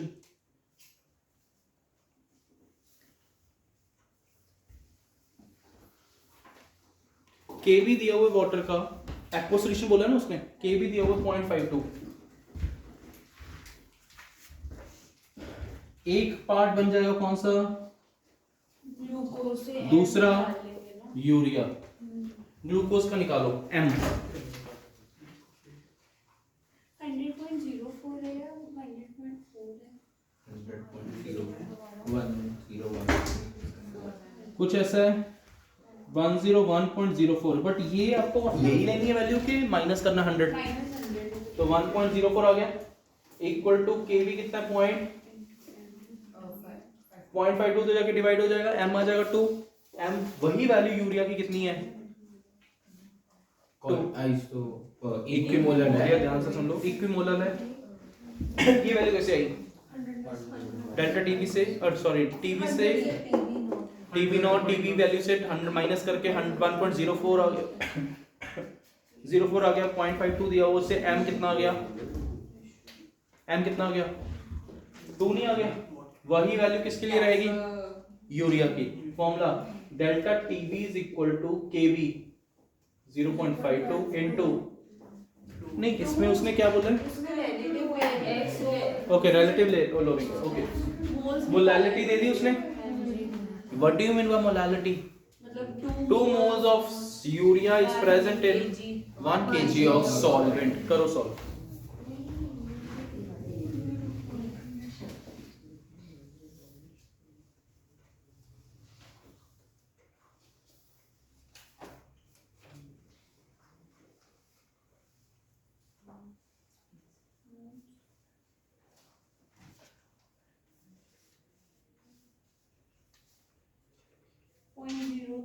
आगे 0.03, ओके कैसे किया, 2 moles 1 kg of solvent। हमें क्या निकालना है, PA naught minus PA by PA naught is equal to होता क्या है, xi B NB by plus NB कितना है 2 बाय 2 प्लस 55.2 2 neglect कर दो, नीचे वाला निगलेक्ट भी कर सकते हो, 0.03 पता चला 55.5 कैसे है, था 1 kg था ना, उसको 1 kg वाटर था, 1 kg वाटर मतलब 1000 डिवाइडेड बाय वाटर का 18 डिवाइड करके 55.5 आता है।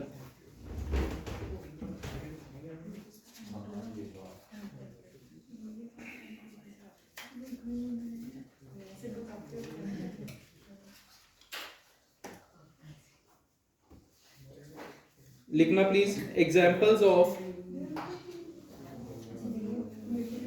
examples of semi permeable membrane,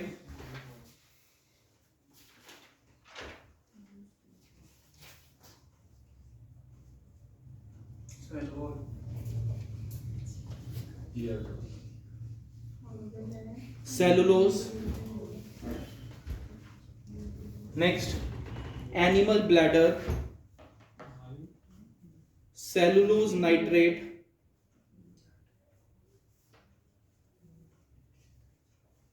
cellulose nitrate, animal bladder, parchment paper, हाँ सेलोफेन वही पार्चमेंट पेपर। नेक्स्ट खत्म। एक अचार डाला हुआ कभी, या चाहे आप नींबू अचार ले लो, ये ले लो, वो ले लो, आपने क्या करना है, मैंगो को पानी में पानी में क्या किया, सॉल्ट मैंगो के ऊपर डाल दो, चिलीज के ऊपर नमक डाल दो, देखो क्या होता है, पानी निकल जाता है। अचार बन जाएगा। ऐसे ही यार सारा कुछ डालना पड़ता है। चलो अचार का स्टार्टिंग हो जाएगी, ऐसा बोलते हैं।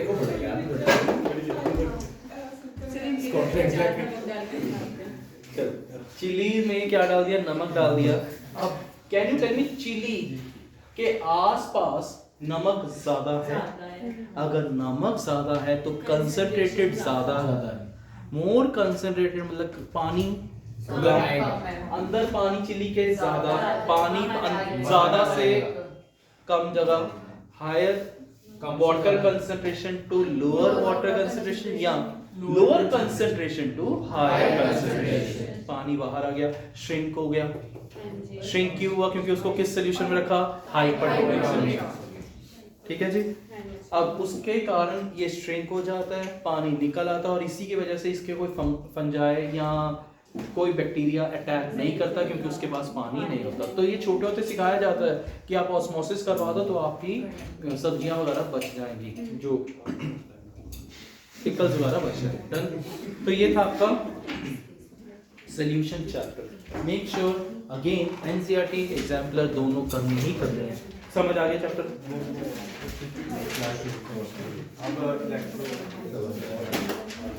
नेक्स्ट डियर, अगला चैप्टर हमारे पास केमिकल काइनेटिक्स आएगा। इलेक्ट्रोकेमिस्ट्री स्किप करते हुए, क्योंकि केमिकल काइनेटिक्स में इलेक्ट्रो फिर केमिकल काइनेटिक्स नहीं हो पाएगा आप इस लेक्चर में। नेक्स्ट लेक्चर में हम केमिकल काइनेटिक्स, तो हमने रिकॉर्डिंग में स्टार्टिंग में बोल दिया था कि शायद ये दो ही हो पाएंगे। इलेक्ट्रोकेमिस्ट्री की ओर चलते हैं। तो इलेक्ट्रोकेमिस्ट्री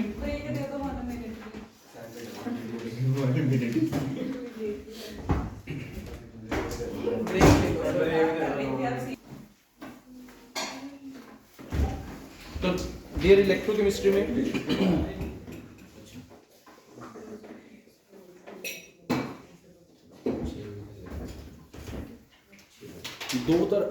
दो तरह के सेल्स रहते हैं, इलेक्ट्रोलिटिक एंड इलेक्ट्रोकेमिकल। इलेक्ट्रोकेमिकल का दूसरा नाम क्या होता है? गैल्वेनिक सेल या वोल्टेक सेल। बट अगर कोई कहे डेनियल सेल, स्पेसिफिकली कॉपर और जिंक कपल को, अच्छा एक इसको कपल क्यों बोलते हैं? क्योंकि एक में ऑक्सीडेशन हाफ हो रहा है और एक में रिडक्शन हाफ हो रहा है। नेक्स्ट आता है आपके पास सॉल्ट ब्रिज। किस में यूज होगा? इलेक्ट्रोलिटिक सेल में के इलेक्ट्रोकेमिकल। देन सॉल्ट ब्रिज होता क्या है? U shape glass tube jelly like substance, comma, अगर mixed with KCl, KNO3, NH4, NO3। और इससे होता क्या है? Complete the circuit and prevents the accumulation of charges at the electrodes. Electrodes पे जो चार्जेस आए हैं वो खत्म करने के लिए हम लोग क्या यूज करते हैं? यू ट्यूब, जो कि एक वो भी तो होता है कि न्यूट्रलिटी मेंटेन करने के लिए, न्यूट्रलिटी वही इलेक्ट्रिकल न्यूट्रलिटी मेंटेन करने के लिए भी ये रहता है। अब गैल्वेनिक सेल को कैसे रिप्रेजेंट करते हैं? Zn+2 salt bridge, copper +2 copper. इसकी ऑक्सीडेशन, इसकी एनोड, इसकी रिडक्शन ये एनोड पे होगा, ये कैथोड पे। ABC बोलते हैं, bridge, anode, cathode. Next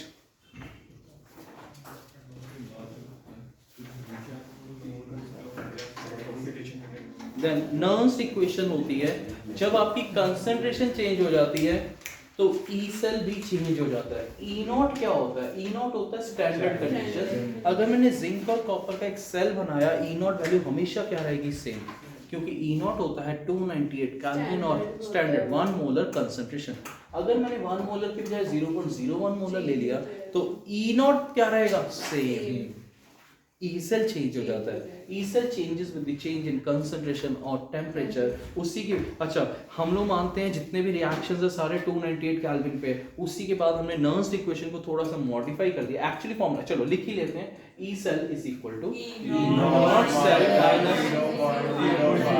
minus 2.3 क्या बोल रहा था 2.303 RT by RT log NF log anode में anode by cathode. Make sure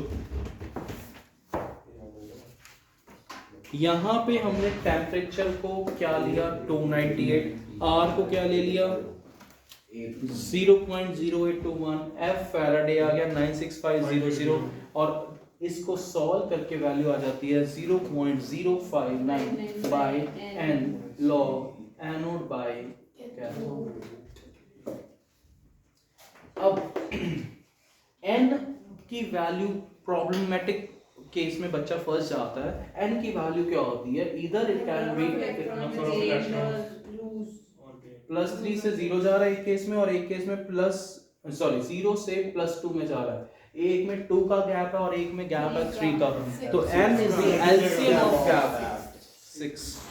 तो ये आपको पता होना चाहिए। एट इक्विलिब्रियम ई सेल 0 होता है कि ई नॉट ऑफ द सेल 0 होता है। एट इक्विलिब्रियम ई सेल 0 हो गया। और एक और फॉर्मूला लिख लो, अगर ई सेल 0 हो गया, ये 0 हो गया, P naught of the cell किसके इक्वल आ जाएगा, ये सारे के इक्वल। डन। उसमें लॉग किया आ जाएगा ना, लॉग के आएगा, बिल्कुल सही है, के आ जाएगा। हाँ जब ई सेल 0, क्यों ई सेल 0 कब होगा इक्विलिब्रियम पे। ई नॉट सेल 0 नहीं होता है बट आपके सिलेबस में वो चीज नहीं है। ई नॉट सेल कब 0 होगा, जब दोनों की कंसंट्रेशन अलग अलग ली तो ये सेल की तरह एक्ट करेगा कि नहीं करेगा, करेगा। एक की ऑक्सीडेशन होगी और एक की रिडक्शन, बट दोनों ही जिंक है। अब जिंक का स्टैंडर्ड वैल्यू 0.76, इधर भी 0.76, तो माइनस करो कितना रहेगा 0 आएगा। दोनों की वैल्यू सेम आएगी, इसलिए ई नॉट सेल कब 0 होता है कंसंट्रेटेड सेल्स पर आपको सिलेबस में है। तो देन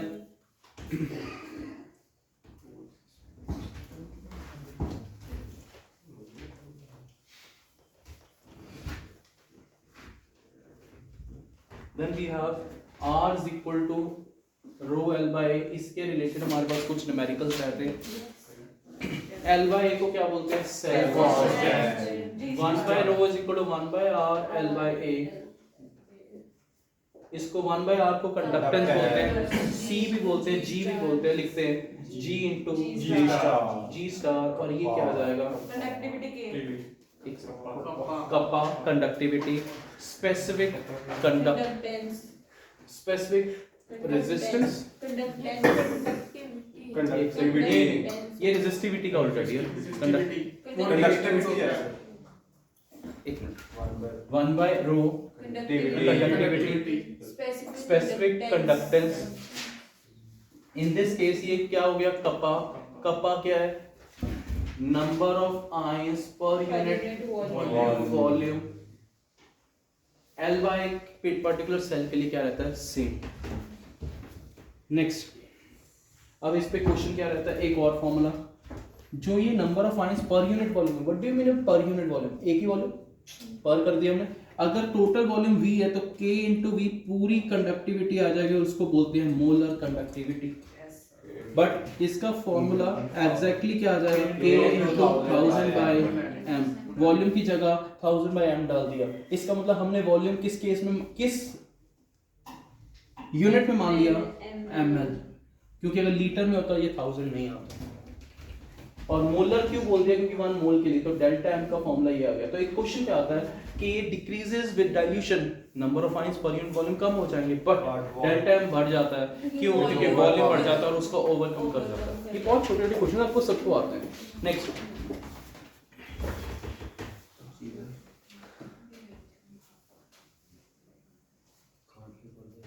लिमिटिंग मोलर कंडक्टिविटी क्या होती है, ये क्या है molar conductivity, lambda am not या इनफाइनाइट, उसी को क्या बोलते हैं, लिमिटिंग मोलर कंडक्टिविटी। ये वैल्यू मैक्सिमम रहती है।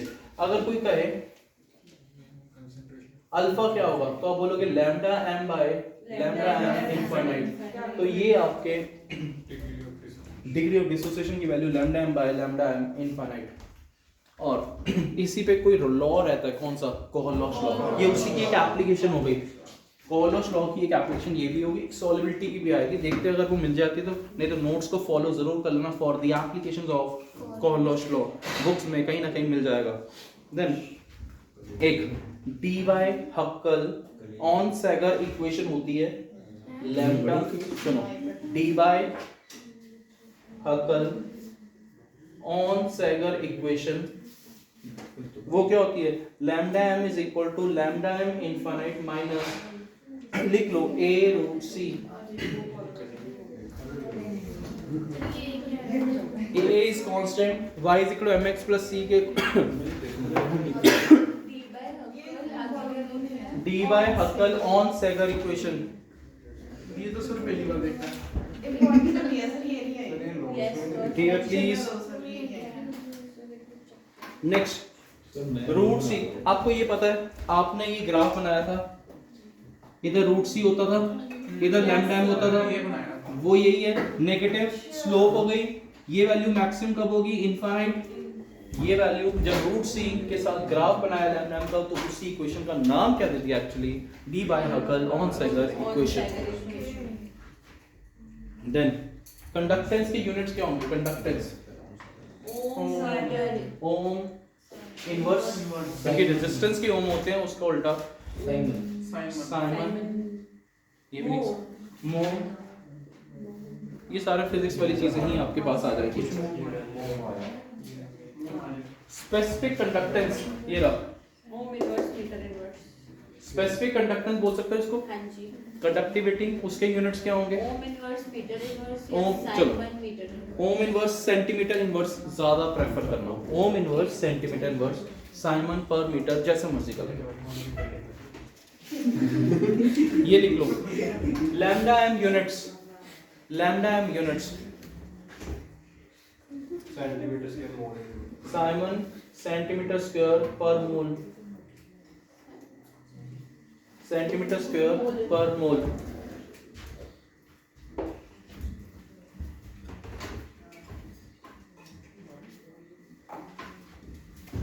वीक इलेक्ट्रोलाइट में एकदम से ग्राफ, ये देखना, एकदम से ग्राफ ऐसे हो जाता है, हाँ जी। डाइल्यूशन पे, क्योंकि वो एकदम से ब्रेक हो जाते हैं। वीक क्या बोला मैंने, वीक वीक इलेक्ट्रोलाइट में जल्दी से जल्दी ऐसे ही हो जाए, एकदम से इधर पॉइंट पे टूटता है, क्यों, क्योंकि यहाँ पे आके डिसोसिएशन कंप्लीट हो जाती है, क्योंकि उसको पानी ज्यादा मिल गया, हाइड्रेशन एनर्जी ज्यादा मिलने के कारण वो जल्दी टूट जाते हैं। बट अगर आप बात करते हो उसका स्ट्रॉन्ग इलेक्ट्रोड, धीरे धीरे धीरे बढ़ता जा रहा है, बढ़ वो भी रहा है, ये भी बढ़ रहा है, बट ये एकदम से बढ़ गया, ये एक धीरे धीरे बढ़ रहा है। इसका क्या केस है, यहाँ पे पहले सारे टूट जाते हैं, पार्टिकल जितने टूटने हैं टूट गए, इधर पहले पूरी तरह नहीं टूटे, इधर एकदम से इधर आके टूटे। इस केस में 100 पार्टिकल्स टूटने, इधर भी 100, बट इधर स्टार्टिंग में 40 टूटे, बाकी 60 बाद में टूटे, ऐसे समझ लेते हैं। इसमें एकदम से टूट चुके हैं, बट धीरे धीरे फिर भी वैल्यू बढ़ती जा रही है, लिमिटिंग या मोलर कंडक्टिविटी की। ऐसा क्यों, क्योंकि जैसे जैसे आप पानी डालते जाओगे पार्टिकल दूर होते जाएंगे, पार्टिकल्स में आपस में इंटरेक्शन कम हो जाएगी, कंडक्टिविटी आराम से भागना शुरू कर देंगे, कंडक्टिविटी ज्यादा हो जाएगी, ठीक है। देन कोहलॉश लॉ लिख लेना, कोहलॉश लॉ क्या कहता है, ये वाला जो बोला है, वीक इलेक्ट्रोलाइट में क्या होता है, पार्टिकल्स पहले टूटते नहीं है, एकदम से जैसे ही पानी ज्यादा हो जाता है उनको एनर्जी मिलती है, वो टूट जाते हैं। स्ट्रॉन्ग इलेक्ट्रोलाइट्स में पहले ही टूट चुके हैं, टूटने का तो कोई लॉजिक ही नहीं है। पानी डालने से क्या होगा, पार्टिकल जो इधर पास पास थे अब थोड़े दूर दूर हो गए, इनमें पहले इंटरेक्शन ज्यादा थी, अब इंटरेक्शंस क्या हो गई, अगर कम होगी तो इजीली पार्टिकल्स भाग जाएंगे इधर उधर, पार्टिकल्स भागने का मतलब कंडक्टेंस उनकी ज्यादा हो गई। एक नॉर्मल लेक्चर्स में बहुत बार बोला हुआ है, molar conductivity molar conductance one and the same thing. Okay, Kohlrausch law of independent migration का मतलब क्या है, ये डेफिनेशन याद कर लेना। इसका मतलब क्या है, अगर HCl निकाल रहे हो और NaCl की वैल्यूज निकाल रहे हो, Cl की वैल्यू चाहे इधर पे निकालो और इधर निकालो, वो वैल्यू क्या रहेगी, सेम, उसको मतलब नहीं है उसके साथ कौन है।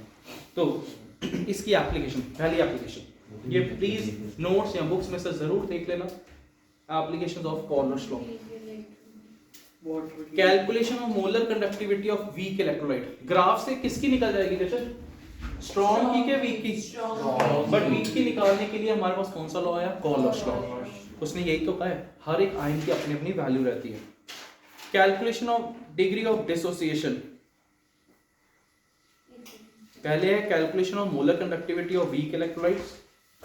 अब इसी के बेस पे क्वेश्चन भी है, वो भी बता देता हूं। कहता वाटर वाटर की कंसंट्रेशन, वाटर की मोलर कंडक्टिविटी कैसे निकालोगे, पहले आप HCl की लोगे, फिर NaOH की लोगे, फिर उसमें से लिखना पड़ेगा ये लैम्डा है। सर ये बड़े लैम्डा और छोटे लैम्डा में फर्क है। लिखने का वे ये है, बाकी दोनों सेम। सिंगल के लिए ये रहता है, कंपाउंड के लिए हम लोग ये डाल देते हैं, ये कंपाउंड के लिए डलता है एक्चुअली। अगर कोई कहे ना Cl नेगेटिव, उसके लिए पूरा ऐसे रखते हैं, ठीक है।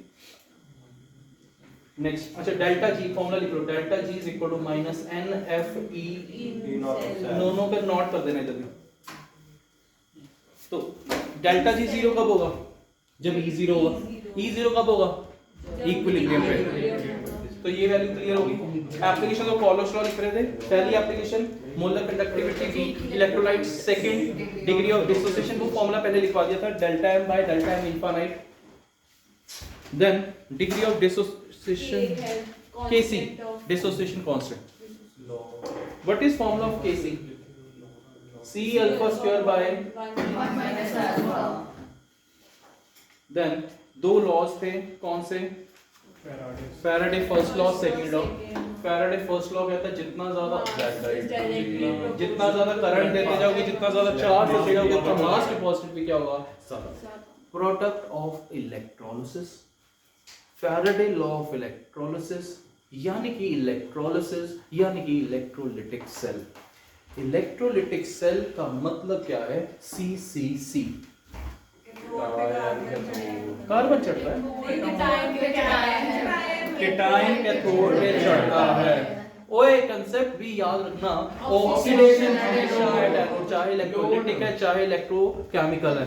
जो आप लोन पढ़ते हो डियर, वो सिर्फ इलेक्ट्रोकेमिकल में है, इलेक्ट्रोलिटिक में नहीं है।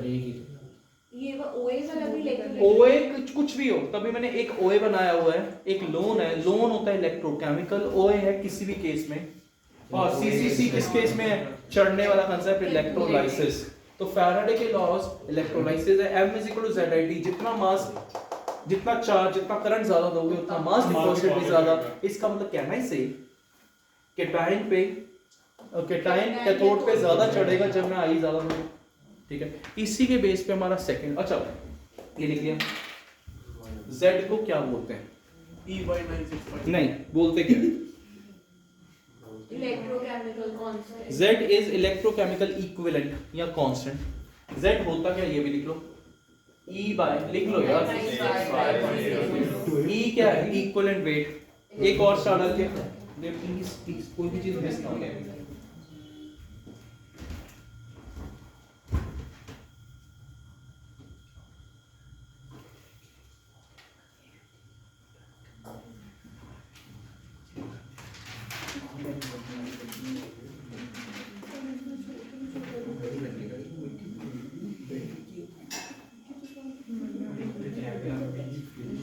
यस यार प्लीज, E क्या है, electro equivalent weight. Equivalent weight क्या होता है, लिख लो, molar mass by acidity basicity charge difference valency, जो मर्जी आ जाए। तो एक स्टार डाल के नहीं लिख लो, पॉइंट लिख लो,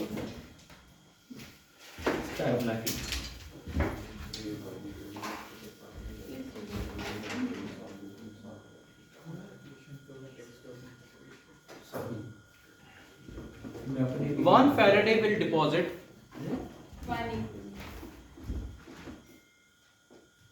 one Faraday will deposit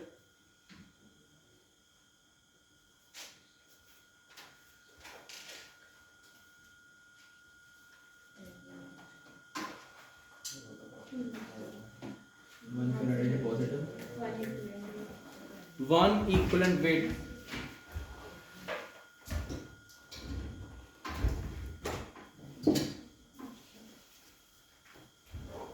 then अगर कोई क्वेश्चन आता है एल्यूमिनियम +3 से एल्यूमिनियम जाना तो कितने मोल्स आ रहे हैं? 3 मोल्स इलेक्ट्रॉन्स के। 3 फैराडे यूज होगी 1 मोल के लिए। एनसीईआरटी में 2-3 क्वेश्चन है वाटर से ऑक्सीजन जाने के लिए, वो सारे प्लीज देख लेना इसी के बेस पे। 1 फैराडे, अच्छा 1 मोल का मतलब क्या है? 27 ग्राम्स। 1 फैराडे से कितना आएगा? 9 ग्राम, जो कि उसका इक्विवेलेंट वेट है। एल्यूमिनियम का इक्विवेलेंट वेट निकालते हैं, molar mass divided by valency. तो 1 फैराडे से हमेशा उस चीज का क्या आएगा? इक्विवेलेंट वेट की जगह इक्विवेलेंट वॉल्यूम भी होता है, तो कंसेप्ट इज सेम। ठीक है, नेक्स्ट प्रोडक्ट ऑफ इलेक्ट्रोलिसिस में केटाइन कहां पे जाएगा? कैथोड पे। इसके लिए लाइन आपको पता होना चाहिए। पॉजिटिव वाले के लिए करण ने कार मांगी और जिद फरमाई, पापा हमारी कार होंडा आज आए। तो जो राइट साइड है वो जल्दी डिस्चार्ज हो जाएगा, वो जाके जल्दी बैठ जाएगा। कहाँ पे? इलेक्ट्रोड्स के ऊपर। 2 तरह के इलेक्ट्रोड्स रहते हैं, एक होता है एक्टिव इलेक्ट्रोड, एक होता है इनर्ट इलेक्ट्रोड। एक्टिव इलेक्ट्रोड का मतलब वो पार्टिसिपेट करेंगे, इनर्ट मतलब पार्टिसिपेट नहीं करेंगे। ये जो पार्ट रहता है वो किसका रहता है? इनर्ट का, जो मैं बताने चाह रहा हूँ। एक्टिव में जो चीज, अगर कॉपर इलेक्ट्रोड है तो कॉपर ही डिपॉजिट होगा, कॉपर ही लिबरेट होगा। दोबारा से, अगर एक्टिव इलेक्ट्रोड है तो कॉपर का एक्टिव इलेक्ट्रोड है, कॉपर ही लिबरेट होगा। डन। अभी क्या बता रहे हैं हम लोग? करंट निकालना होगी एक्सेप्ट करें। डन। इस केस में जो राइट साइड है वो निकलेगा। अब मेरे पास NaCl है, ये मोल्टन है। देखिए कोई प्रॉब्लम होगी मोल्टन के केस में? नहीं। क्यों? मोल्टन का मतलब मेल्ट हो गया, Na अलग हो गया, Cl अलग हो गया। ये कहां पे जाएगा? कैथोड पे जाएगा। ये कहां पे जाएगा? एनोड पे ऑक्सीडेशन होती है। ऑक्सीडेशन का मतलब loss of electrons, Leo concept. Please, chloride ion ने इलेक्ट्रॉन अपना लूज कर दिया, किस में कन्वर्ट हो गया? क्लोरीन में। तो क्वेश्चन आता है, in case of molten NaCl we get chlorine at anode and sodium at whereas in case of aqueous यहाँ NaCl ब्रैकेट में AQ, aqueous पूरा लिखा होगा या NaCl ब्रैकेट में AQ। इसका मतलब NaCl कैसे टूटेगा? Na ions and aqueous मतलब इन दोनों में आपस में क्या होगी? लड़ाई। इन दोनों में से कौन ज्यादा जल्दी पहुंचेगा? जो राइट साइड है। कौन है? ये रिएक्टिविटी सीरीज ही लिखी है, ये रिएक्टिविटी सीरीज ही लिखी है। H आयंस राइट साइड है तो हाइड्रोजन लिबरेट होगा और क्लोरीन गैस। इसके लिए नेगेटिव वाले के लिए क्या बनाया हुआ है? सारे नच्चो, ओ चली, बॉम्बे, इंडिया। तो इन दोनों में से कौन जीतेगा? क्लोरीन। एनसीईआरटी देना प्लीज, फर्स्ट पार्ट एनसीईआरटी जल्दी से। तो यहाँ पे क्या आ जाएगा आपका? Chlorine will be liberated at anode. उसने कहा आ रहा हूं, इस पॉइंट पे आ रहा हूं। Aqua solution of AgNO3 with silver electrode. अब बताओ ये एक्टिव है कि इनर्ट है? राशिद बोल पड़ो। इनर्ट इलेक्ट्रॉन नहीं है, सिल्वर आ जाए, कॉपर आ जाए, सारे एक्टिव रहते हैं। सिल्वर इलेक्ट्रॉन मतलब ये एक्टिव है। अब कौन डिपॉजिट होगा? सिल्वर। कौन लिबरेट होगा? सिल्वर। ठीक है। अब उसने क्या कहा? Aqua solution of AgNO3 with platinum electrodes. तो क्या है ये? प्लीज पूछ रहा हूं मैं तुमसे कुछ। कौन से इलेक्ट्रोड? प्लैटिनम। प्लैटिनम मतलब इनर्ट इलेक्ट्रोड है, प्लैटिनम इनर्ट है। अब एक्वस सॉल्यूशन है, इन दोनों में लड़ाई होगी, कौन जीतेगा इन दोनों में से? Ag will be deposited at cathode। सही बोल रहा हूँ? कैथोड कैटायन पे कैटायन कैथोड पे चढ़ता है तो डिपॉजिट कौन हो रहा है? Cation. Silver will be deposited at cathode, तो उसका रिएक्शन लिखेंगे कैथोड पे। Ag दुश्मन, Ag कैथोड है कि एनोड है? रिडक्शन की ऑक्सीडेशन। रिडक्शन मतलब लॉस ऑफ इलेक्ट्रॉन्स की gain of electron. Ag positive plus electron giving rise to Ag। ये कैथोड की रिएक्शन है। एनोड की रिएक्शन क्या होगी? इन दोनों में से सारी नच्चो सारे नचो। ओ नेगेटिव, ये लाइन भी याद रखना जो मैं बोलने जा रहा हूँ। पहले ये बताओ इलेक्ट्रॉन्स लेफ्ट साइड आएंगे कि राइट साइड आएंगे? Right side. इधर लेफ्ट आए तो इधर राइट आएंगे। और इसकी रिडक्शन हो रही है कि ऑक्सीडेशन हो रही है? ऑक्सीडेशन। अगर OH की ऑक्सीडेशन हो रही है तो ऑक्सीजन में जाएगा, अगर OH की रिडक्शन हो रही है तो हाइड्रोजन में जाएगा। डन। ऑक्सीडेशन ऑक्सीजन में, तो हो जाएंगे सारे।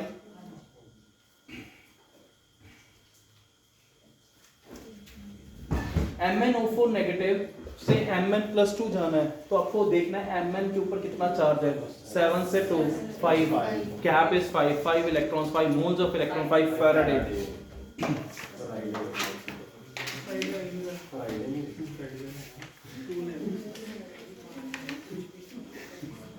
फैराडे पता क्या होता है? 1 Faraday charge on 1 mole of electrons.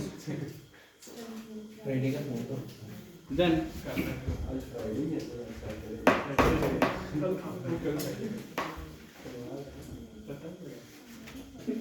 तुमने क्या करना?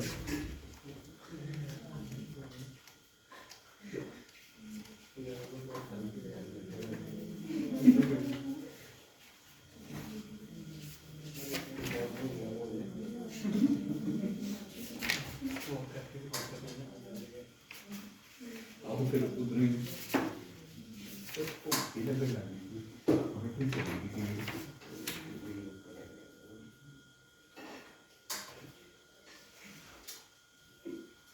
सॉलिड्स की कंसंट्रेशन यूनिटी लेते हैं, 1 ले लेते हैं हम लोग।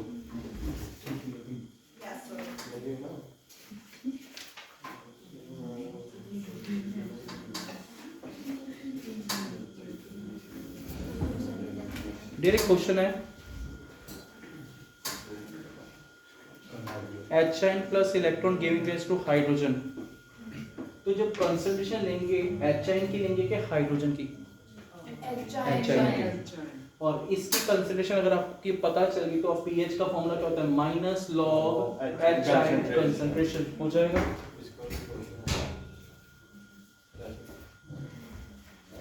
नेक्स्ट सिग्नल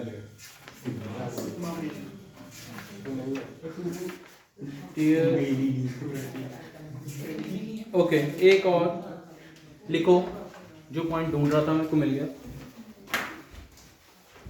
SO4, ये थोड़ा सा बोल्ड करके लिख लेना। SO4 negative 2 giving rise to S2O8 -2 plus 2 electrons।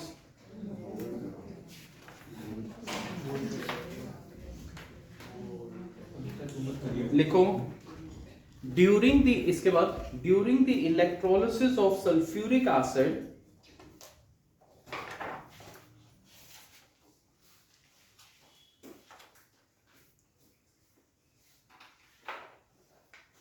two reactions are taking place at anode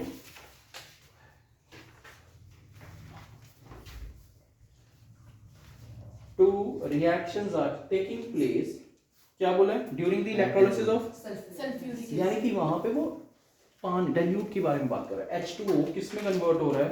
O2 plus 4 H ions plus 4 electron. ये दोनों लिख लो, एक ऊपर लिखवाई है और ये वाली, दोनों ही ऑक्सीडेशन है। दोनों ही कहां पे हो रहे हैं? एनोड पे।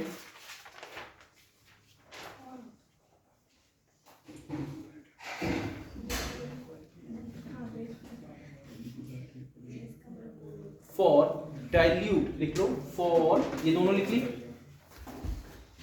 रिएक्शन 1 है, ये रिएक्शन 2 है। For dilute sulphuric acid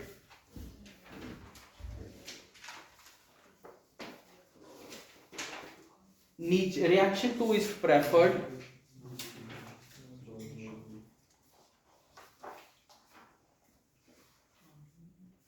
whereas in case of concentrated sulfuric acid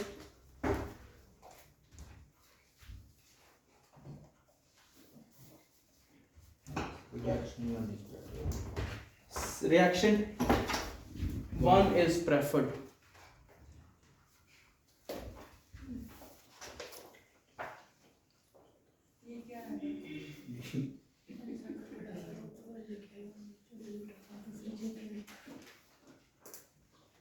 ठीक है।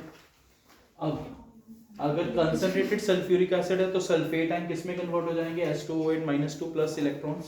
अगर डाइल्यूट है तो ये वाला प्रेफर करेंगे। तो दो रिएक्शंस हो रही हैं डाइल्यूट में और सल्फ्यूरिक एसिड कंसंट्रेटेड में, सिर्फ ऊपर वाला प्रेफर करेंगे, डाइल्यूट में ये वाला। तो सिर्फ ये बताने के लिए मैंने आपको ये रिएक्शन लिखवाया। Hopefully clear. दो तरह, अच्छा सेकंड लॉ क्या था, ये फर्स्ट लॉ के बारे में था, प्रोडक्ट ऑफ इलेक्ट्रोलाइसिस भी होगा M1/M2 = E1/E2। यहाँ पे कंडीशन क्या होनी चाहिए, सेम टाइम के लिए सेम सीरीज में लगाए हुए 2 सेल्स 3 सेल्स 4 सेल्स। अब अगर एक का मास पता है दूसरे का ऑटोमेटिकली आ जाएगा। अगर मैंने कॉपर लिया, कॉपर का मास होता है 63.5, उसकी वैलेंसी क्या होती है 2, तो इक्विवेलेंट वेट उसका कितना आएगा 63.5 डिवाइडेड बाय 2, उसका मास दिया हुआ है। जिंक का निकालना है, जिंक का ये कितना होगा 65.5 बाय 2, क्योंकि उसका मोलर मास 65.5 होता है। हाँ जी, लॉग वगैरह की वैल्यू दी होगी और इसकी मास वगैरह ये तो क्वेश्चन में हो गई ना। नहीं होएगा कोई एटॉमिक मास बोल रहे हैं। अच्छा एटॉमिक मास वो दो चार जो है वो याद कर लो, वैसे तो दिया होगा। वैसे दिखते हैं। Next, primary and secondary cells, दो तरह के सेल्स रहते हैं। प्राइमरी सेल्स जो रिचार्ज नहीं हो सकते और सेकेंडरी सेल्स जो रिचार्ज हो जाते हैं। ये आपको इनकी रिएक्शंस याद करनी है आपको। उसके बाद आता है फ्यूल सेल। एक मिनट, मैं आपको रिचार्जेबल सेल्स में से एक इंपॉर्टेंट है, वो मैं आपको करवा के लिखवा के भेजूंगा। लेट्स सेकेंडरी प्राइमरी, क्योंकि वो रिचार्ज हो जाती है। ओके, फ्यूल सेल्स ध्यान से सुनना। फ्यूल सेल ये भी सारा नोट्स में से आएगा आपको। Cells which convert the energy of combustion of fossil fuels, cells which convert the energy of combustion of fossil fuels directly into electrical energy are known as fuel cells. For example, hydrogen oxygen fuel cell. अगर hydrogen oxygen नहीं है, कुछ और एक और example बताओगे? Methane. Methane राशि क्या एग्जांपल है दूसरी? मीथेन किसके साथ? सर ये मीथेन और ऑक्सीजन, क्योंकि कंबशन के लिए क्या चाहिए? फ्यूल सेल किया था। फ्यूल सेल में अगर आपके पास हाइड्रोजन या दूसरा फ्यूल सेल बनाना, आपको क्या ये ले सकते हो? मीथेन। नेक्स्ट, ये why we prefer fuel cells, एक तो इसकी एफिशिएंसी ज्यादा है, एक पोल्यूशन फ्री है, और इसका जो बाय प्रोडक्ट वाटर वो हम लोग स्पेस अपोलो स्पेस प्रोग्राम में ये यूज हुआ था। और व्हाट अपोलो स्पेस प्रोग्राम, वहां पे पानी इसका बाय प्रोडक्ट का वो हमने यूज किया था। ओके, एक होती है hydrogen economy.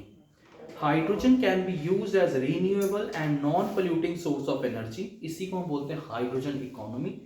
Water will split to hydrogen and oxygen using solar energy. Solar energy आई, किसके ऊपर पड़ी? वाटर किस में टूट गया? Hydrogen and oxygen.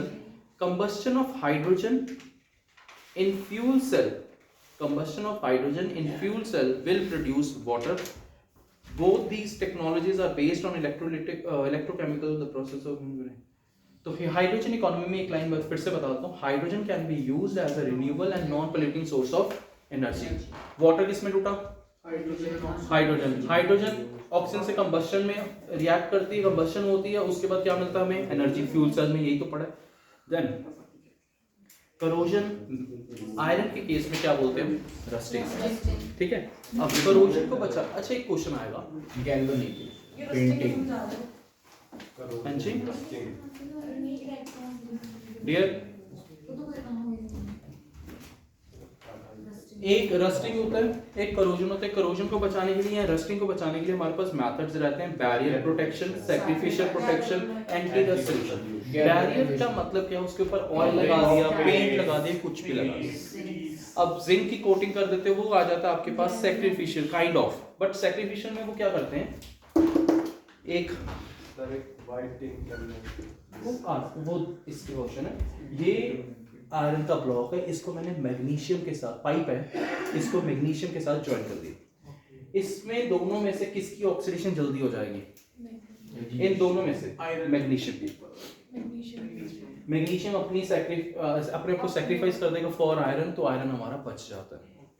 इसको हम ये भी करते हैं, अगर ये इसकी ऑक्सीडेशन होगी, इसकी क्या होगी? काइंड ऑफ, मतलब नहीं ऐसा नहीं कहेंगे, इनकी ऑक्सीडेशन, इन दोनों में से किसकी ऑक्सीडेशन हो रही है? मैग्नीशियम।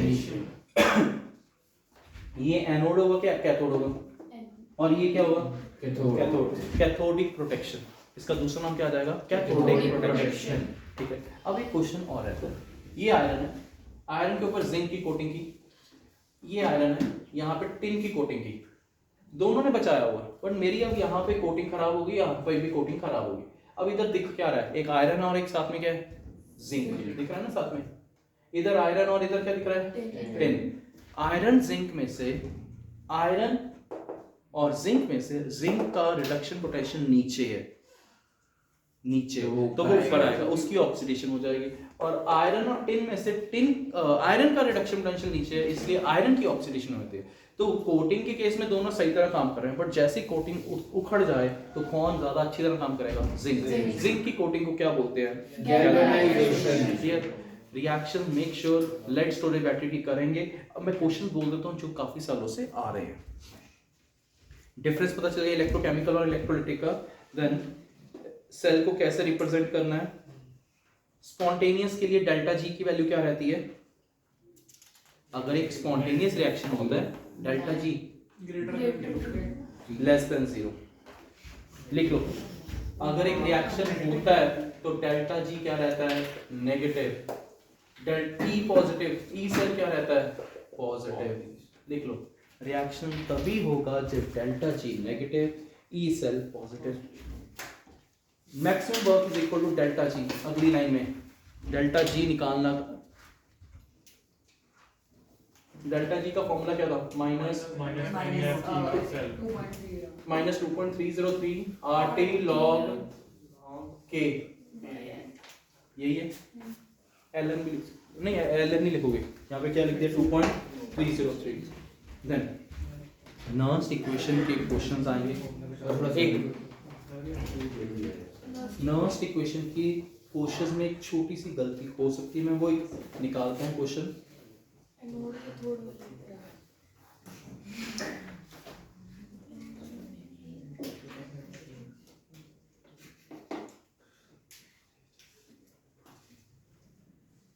वो क्वेश्चन एक मिनट निकाल के देता हूँ, गलती क्या होती है मैं बताता हूँ। अगर Zn+2 है तो वहां पे Zn का स्क्वायर भी आएगा नीचे, वो मैं बताता हूँ क्यों आएगा, क्योंकि 2 है। वो मैं आपको एक करके दिखाता हूँ कहीं ना कहीं। लिख लो प्लीज, 1 मिनट के लिए लिख लो। जो हम बात करेंगे अगर रह गया तो वो आपको हाईलाइट होना चाहिए। एक तो क्या बोला अभी आपको, स्क्वायर वाला कंसेप्ट।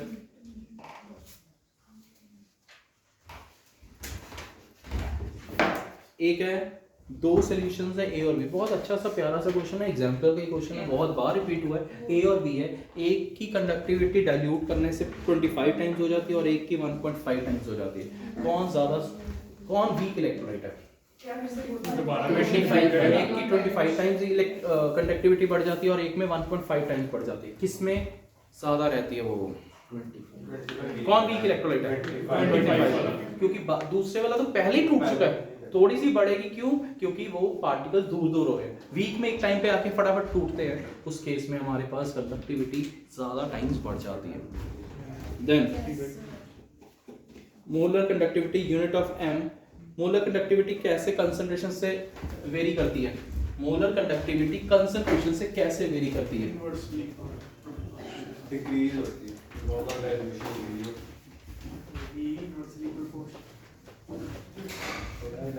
क्या फॉर्मूला था? Lambda M is equal to lambda M infinite minus root of A D by कल ऑन से अगर इक्वेशन यहाँ पे रूट सी के आगे माइनस है तो ये डायरेक्टली है कि इनवर्सली है? इनवर्सली। जितनी कंसंट्रेशन ज्यादा होती जाएगी उतना मोलर कंडक्टिविटी कम होती जाएगी। देन एक कह रहे हाँ कांस्टेंट रेडियल नहीं वो अर्गेनियस वाला नहीं। यहाँ पे कहता कैलकुलेट डिग्री ऑफ डिसोसिएशन, क्या निकालना है? अल्फा। लैम्डा एम दिया हुआ 39.05 units Simon centimetre square per मोल। लैम्डा किसकी? एसिटिक एसिड की। CH3COH इससे इन्फिनिटी का जो तेरा क्वेश्चन था उसमें भी आंसर यही था, क्वेश्चन मतलब किसकी। चलो लैम्डा एच आयंस की वैल्यू कितनी दी हुई है आपको 349.68, CH3CO नेगेटिव की कितनी दी हुई है उसने 40.9। अब देखो ये जो वैल्यूज है किसकी, ये नेगेटिव वाले की, ये एच पूरी की क्या हो जाएगी, इन दोनों को ऐड। CaCl2 की वैल्यू कैसे निकलेगी, इसकी प्लस इसकी इनटू into 2 प्लस इसकी, इन दोनों को ऐड करके वैल्यू आ जाएगी। वो वैल्यू लैम्डा m इनफाइनाइट और ये वैल्यू दी हुई है, दोनों को डिवाइड करके आंसर आ जाएगा। वैसे 390.5 आती है इसकी कैलकुलेट करके। Law of independent migration of ions कौन सा लॉ है? Faraday second law. Then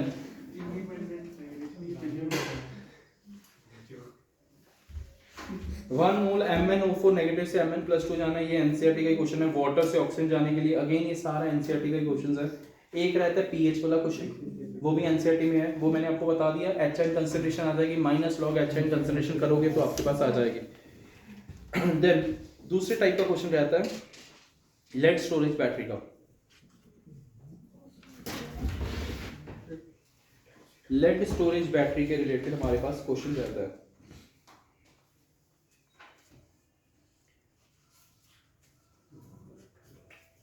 lead storage battery में क्या यूज हो रहा है? सल्फ्यूरिक एसिड, सल्फ्यूरिक एसिड और लेड ऑक्साइड यूज हो रहे हैं। कहाँ? लेड ऑक्साइड एनोड पे क्या होता है? लेड के लेड ऑक्साइड, लेड कैथोड पे लेड ऑक्साइड। लिखना प्लीज जो मेरा क्वेश्चन था नर्स इक्वेशन के बेस पे। बस इसमें जो चैप्टर में क्वेश्चन आएंगे वो नर्स इक्वेशन के जनरली रहेंगे, वो आपको अच्छी तरह करना आना चाहिए। और एक क्या बोला है, लेड स्टोरेज बैटरी की रिएक्शंस, एक होता है चार्जिंग की और एक होती है डिस्चार्जिंग की। ऑलमोस्ट चैप्टर में यही सारी चीजें हैं, वो ध्यान से देख लेना। अब दोबारा से लिखना तो लिख लेना, नहीं तो पीएच वाला क्वेश्चन, नर्स इक्वेशन वाला और लेड स्टोरेज बैटरी की रिएक्शंस। बैटरी सारी करनी है बट लेड स्टोरेज को मेन इंपॉर्टेंस देना। अब देखते हैं क्वेश्चन है Zn+2 0.1 मोलर कर लो, ट्राई करना 2 मिनट के लिए। Ag ions 0.01 molar Ag, E0 zinc, zinc कितना दिया हुआ -0.76, E0 Ag plus Ag 0.80, log 10 उसमें दे दिया, वैसे जरूरत नहीं है, equal to 1। Calculate EMF, EMF वही होता है ई सेल।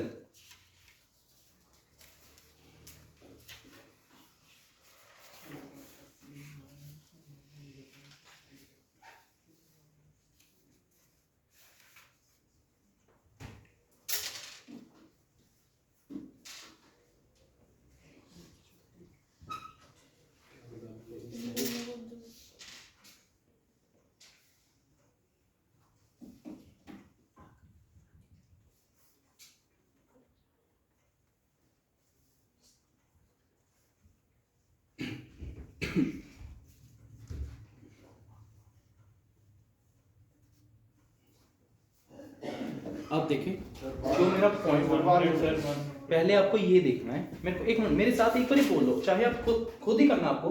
इन दोनों में से कौन सा ऑक्सीडाइज होगा, कौन सा रिड्यूस होगा? दो चीजों से पता चले, एक तो उसमें लेफ्ट साइड लिखा है, एक उसका रिडक्शन रेट कम है, ये बात क्लियर हो गया। अब ये जो E0 होती है ये 1 मोलर पे रहती है कि ये वाली मोलर पे? E0 की वैल्यूज किस पे रहेगी, इस वाले पे कि 1 मोलर पे? 1 मोलर बताया था। E0 मतलब स्टैंडर्ड कंडीशन 1 मोलर पे रहती है। हमें इस पे निकालनी, तो वो E0 आएगा कि E सेल आएगा? E सेल निकालने के लिए नर्स इक्वेशन आएगा। बट उससे पहले आप एक बार रिएक्शन लिख के दो मेरे को, कैथोड की और एनोड की, कैथोड की और एनोड की लिखो।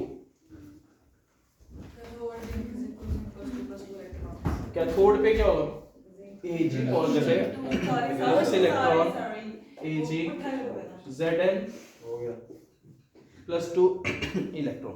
अब देखो ये इक्वेशन और ये इक्वेशन, नेट इक्वेशन कैसे बनेगी? ये मैं बार बार कह रहा हूं, तुम्हारा क्वेश्चन गलत हो जाना, एक ही क्वेश्चन करवा रहा हूं, वो भी नहीं हम अच्छी तरह सुन रहे। देखो दोनों को ऐड कर दूं, नहीं, क्या करूं? मल्टीप्लाई बाय 2 पहली वाली इक्वेशन को, तो पहले वाली इक्वेशन को 2 से मल्टीप्लाई क्यों किया, 2 इलेक्ट्रॉन सेम हो गए, ऐड करके नेट इक्वेशन में इलेक्ट्रॉन नहीं आते, तो 2Ag positive plus zinc, 2 electrons गायब, 2Ag प्लस Zn प्लस 2, ये लिख के बैठ देते हैं। पहला स्टेप क्लियर? नर्स इक्वेशन का पहला स्टेप ये है।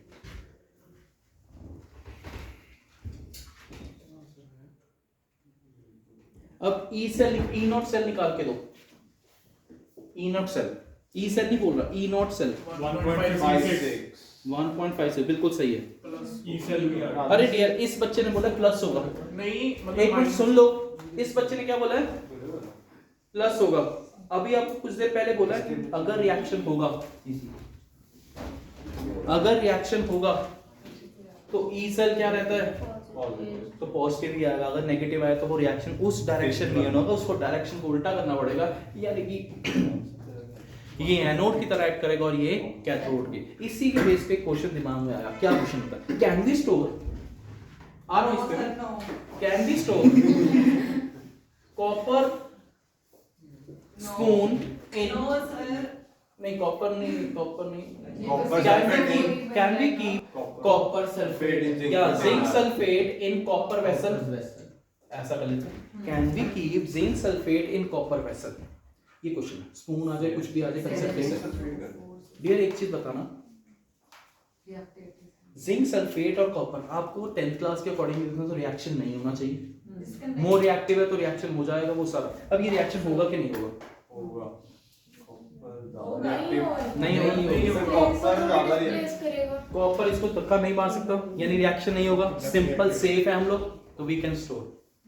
तो अल्टीमेटली आपको ये देखना रिएक्शन होगा कि नहीं होगा। अब होना चाहिए कि नहीं होना चाहिए? नहीं होना चाहिए,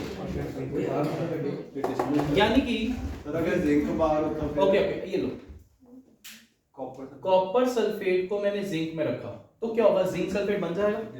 क्यों बनेगा वो देखो, कॉपर की वैल्यू रहती है 0.3 और रिडक्शन पोटेंशियल की, दीक्षित यही बोला डियर, सुन लो, कॉपर की वैल्यू क्या रहती है 0.3 और जिंक की क्या है? किसकी ऑक्सीडेशन होगी? जिंक की। तो जिंक आयन में कन्वर्ट हो जाएगा, जिंक आयन में कन्वर्ट हो जाएगा, बट हम लोग नहीं चाहते कि वो कन्वर्ट हो, यानी कि जिस भी कंटेनर में रखा उसका रिडक्शन पोटेंशियल ज्यादा होना चाहिए, जिस भी कंटेनर में रखा उसका रिडक्शन पोटेंशियल ज्यादा होना चाहिए वैसे। बट आपको ये याद नहीं रहना पड़ेगा, इसलिए आप सिंपल शब्दों में 10th क्लास के अकॉर्डिंग चलो, रिएक्शन नहीं होना चाहिए, डिस्प्लेसमेंट रिएक्शन नहीं होना चाहिए, उसके लिए रिएक्टिविटी सीरीज, उसके लिए हमने रिएक्टिविटी सीरीज पहले भी लिखी थी, करण निकाल मांगी वाली।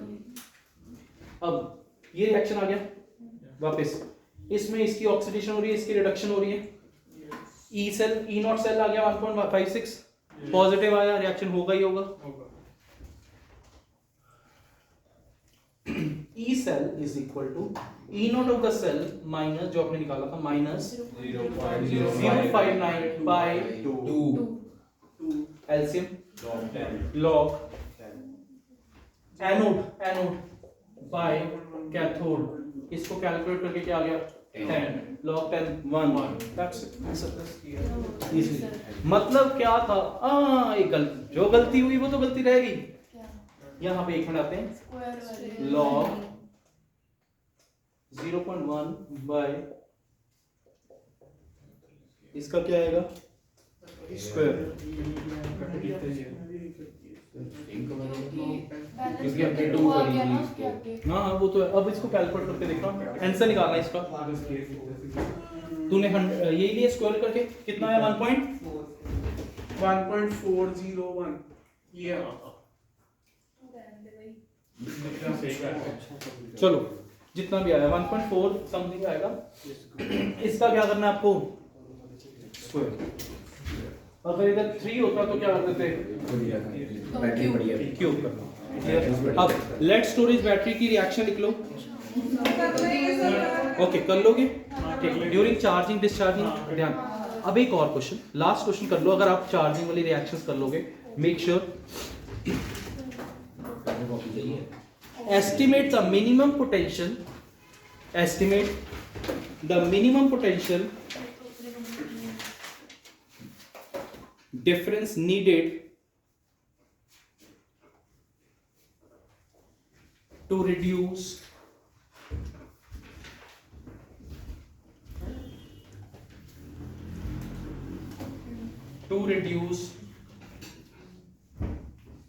aluminium oxide at 500 degrees Celsius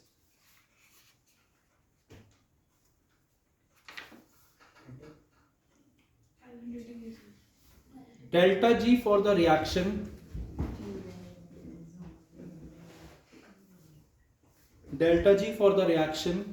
is equal to 960 kilojoules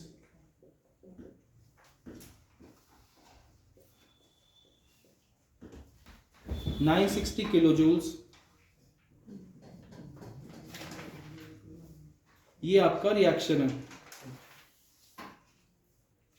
potential difference निकालना है।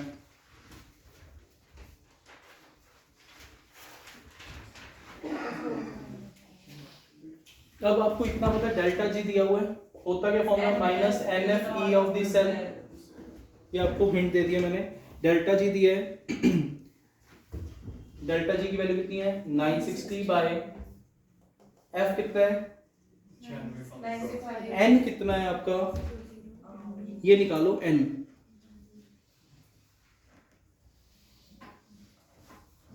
अब इसका एन कैसे निकालोगे, बस यही चीज है जो आपको नहीं आ रहा। इसका क्वेश्चन का एन कैसे निकालोगे,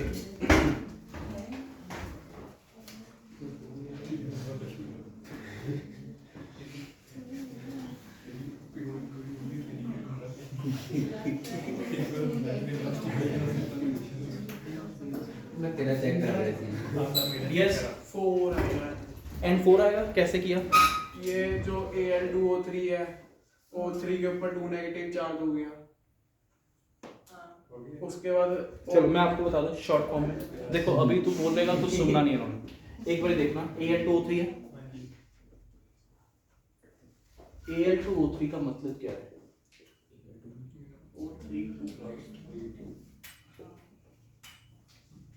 Al प्लस 3 प्लस O ऐसे आएगा।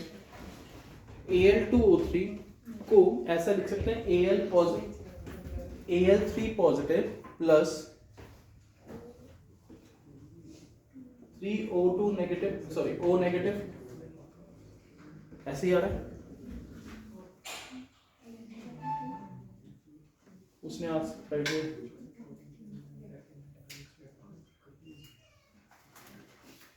ठीक है, ऐसा हो जाएगा, इजीली हो जाएगा। Al इधर क्या था Al2O3, मैंने उसको तोड़ दिया किसमें, Al पॉजिटिव 3 और O माइनस 2, राइट। देखो क्या बन जाएगा हमारे पास, Al 2Al प्लस 3/2 O2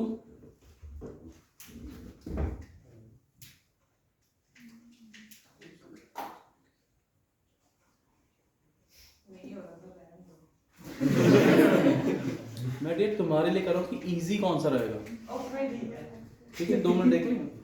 तो बेस्ट और ऑप्शन क्या है, सिंपल वे में आप देखो, अगर आप ऐसे करो ये भी आप नहीं कर पाओगे, मुझे लगता है बेस्ट और इजी है जो 100% वैलिड है ही है। अब देखो इधर कितना है 3, इधर कितना है 2। अब इसको अलग अलग करते हैं, ये भी रहने दो। Al पॉजिटिव प्लस 3 इलेक्ट्रॉन किस में कन्वर्ट हो जाएगा, Al में। O minus 2 O2 plus 2 electron, आपस में ये कैसे करोगे, इनको मल्टीप्लाई, इसको 2 से और इसको 3 से, एलसीएम कितना हो गया 6, तो n कितना आएगा इस केस में 6। बट हमारे पास 6 नहीं है, हमारे पास उसका क्या है 2/3, कितना आ गया 4, n4। ये इजी है, क्या है दोबारा से सपोज ये ज्यादा इजी है ना, MgO है, MgO कितना है 2, इधर भी क्या है कितना आया एलसीएम एलसीएम कितना है 2, अगर 2/3 है तो 2 × 2/3 4/3 आंसर आ जाएगा उस केस में। डन, ये ज्यादा बेस्ट है। तभी मैं कह रहा था कौन सा सही रहेगा, तो ये सबसे बढ़िया है। जब भी ऐसा क्वेश्चन आ जाए आप इनके चार्जेस देखो, एलसीएम लो, एलसीएम कितना आया 6, इधर कितना है 2/3 उसका 6 × 2/3। अब यहाँ पे क्या फॉर्मूला था, delta G is equal to minus N F E of the cell. Delta G कितना है -960 माइनस एन कितना है 4 96500 ई सेल आ जाएगा आपका। यूनिट्स इसको किलो जूल में कर लेना। क्लियर, क्या क्या करना है आपको जाके एनसीईआरटी क्वेश्चंस एग्जांपल वो तो छोड़ ही दो। अब हमारे पास जो रह गया वो बैटरीज प्राइमरी एंड सेकेंडरी। एक सेकंड, एक क्वेश्चन है, मैग्नीशियम मर्करी सेल्स की वोल्टेज थ्रू आउट सेम रहती है, क्यों? क्योंकि उनमें कोई भी आयंस इन्वॉल्व नहीं रहते। ड्राई सेल की कोई भी आयंस इन्वॉल्व नहीं रहते, धीरे धीरे वोल्टेज ड्रॉप होती रहती है। किस केस में? Oh hello, primary cell dry cell में। देन लेड स्टोरेज बैटरी की डेंसिटी भी कम होती जाती है। क्यों? क्योंकि धीरे धीरे वो कुछ पानी उड़ता जाता है, इसलिए हमें कुछ देर बाद पानी भी डालना पड़ता है। सल्फ्यूरिक एसिड वाटर में कन्वर्ट होता है, इसलिए डेंसिटी कम हो जाती है। पहले कितनी है 1.38, वो सारा कुछ लिखा हुआ है नोट्स में, वो भी फॉलो कर लेना। और सल्फ्यूरिक एसिड अगर डाइल्यूट है तो वाटर वाली रिएक्शन प्रेफर कर रहे थे, और अगर कंसंट्रेटेड है तो SO4 -2 S2O8 -2 में कन्वर्ट होगा। Hopefully clear. तो ये था आपका थर्ड लेक्चर जिसमें हमने सॉल्यूशंस और इलेक्ट्रो कवर अप किया। That's all, take care, bye bye.